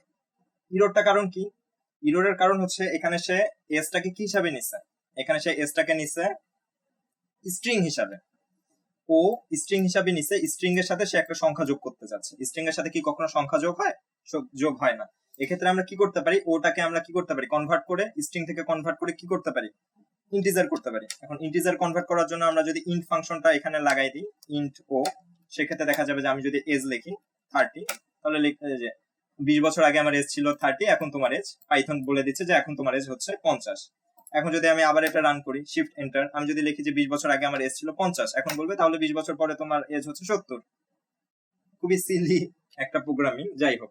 এই যে এইটা, এটা এখন এখানে কি কেউ অনেক চালাক, সে ভাবলো হ্যাঁ এটাকে আমি ইরোর করে দেখাবো, কি প্রোগ্রামিং লাগছে, সে যদি লেখে আমার 20 বছর আগে এজ ছিল এবিসি, তখন কিন্তু এই যে ইরোরটা আসবে, ইরোর। কারণ সে তো এই ওটাকে বা এবিসিটাকে কোনোভাবে ইন্টিজারে কনভার্ট করতে পারছে না। এই ইরোর গুলোকে কিভাবে কনভার্ট করা যায় বা ডাইভার্ট করা যায় বা ইরোর গুলোকে কিভাবে ইরোর ফ্রি করা যায় সেগুলো আমরা পরে জানবো। এটা আমরা দেখালাম যে কিভাবে ইনপুট নিতে হয়, যে কোনো কিভাবে ইনপুট নিতে হয়, এটা আমরা এখানে দেখালাম। এই যে এখান থেকে হচ্ছে আমাদের ইনপুট, ইনপুট হচ্ছে ইনপুট ফাংশনটা নেওয়ার জন্য এখানে আমি নিলাম নাম ইনপুট, এখানে বলবে যে কোনো কিছু একটা, আমি নাম্বার আসলে যে কোনো কিছু আমরা দিতে পারি, প্রিন্ট নাম্বার, প্রিন্ট এটা করে দিল। এখানে যদি আমি ইনপুট লিখি যে সাম্য, তাহলে দেখা যাবে যে সাম্য, একই কথা। এখন টাইপ, এখানে যেহেতু এটা একটা সাম্য একটা স্ট্রিং, স্ট্রিং দেখাচ্ছে। এখানে যদি আমি ইনপুট, এখানে যদি আমি ইনপুট দেই হচ্ছে 1 2 3, তাও কিন্তু সেটাকে স্ট্রিং ই দেখাবে। কারণ কি, ইনপুট ফাংশনটা যাই তার ভিতরে নেক না কেন স্ট্রিং হিসাবে না, এটাই একই জিনিস। এটা এই যে এখানে আমি একটু এখানে বললাম যে ইনপুট এট ইন্টিজার, একই কথা, টাইপ ইন্টিজার। এখানে কারণ কি, এটাকে আমি ইন্টিজারে কনভার্ট করে নিছি, ইনপুটটাকে আমি ইন্টিজারে কনভার্ট করে নিছি। এখানে যেমন আমি একটা এক্সট্রা লাইন এক্সট্রা লিখছি ইন্ট ও, এখানে প্রথম লাইনেই সেটাকে ইন্টিজারে কনভার্ট করে নিছি, একই কথা। এভাবেও করা যায়, এভাবেও করা যায়, একই কথা। হ্যাঁ, এখন হচ্ছে আমাদের কিছু প্রবলেমস আছে যেগুলো হচ্ছে এখানে সলভ করে দেওয়া হয়েছে। এখানে যেমন একটা বলা আছে write a Python program to add 2 integer, এখানে বলা হয়েছে একটা পাইথন প্রোগ্রাম রান করো যেটা হচ্ছে 2টা ইন্টিজার টোটাল করে দেখাবে। আমি যদি এখানে বলি যে 20, আমি তারপরে বলি যে 30, 2টা ইন্টিজার আসলে দেখাচ্ছে টোটাল 50। এটা আসলে আপনাদের প্র্যাকটিসের জন্য, এখানে আরেকটা প্রবলেম দেখানো হয়েছে, এটা আপনাদের প্র্যাকটিসের জন্য, এটা আপনারা অবশ্যই প্র্যাকটিস করবেন আর এই ফাইলটাতে অবশ্যই রান করে দেখবেন। এখানে বলা হয়েছে যে এমন একটা মানে 2টা সংখ্যার গড় করে দেখাও, এমন একটা প্রোগ্রাম লেখো যেটা 2টা সংখ্যার গড় করে দেখাবে। আমি যদি এখানে লিখি 30, এখানে যদি আমি লিখি 50, তাহলে দেখাবে যে 30 + 50 যোগ করে 2 দিয়ে ভাগ করে দিচ্ছে। এটাই এখানে আমাদের কিছু ইনস্ট্রাকশন দেওয়া আছে, সেটা হচ্ছে আমরা যদি আরো করতে চাই, এখানে কিছু লিঙ্ক দেওয়া আছে, এই লিঙ্ক গুলো ক্লিক করলেই লিঙ্কে চলে যাবে, লিঙ্কে চলে গেলে ডাইরেক্টলি আপনি সেই ম্যাটেরিয়ালটা পড়তে পারবেন।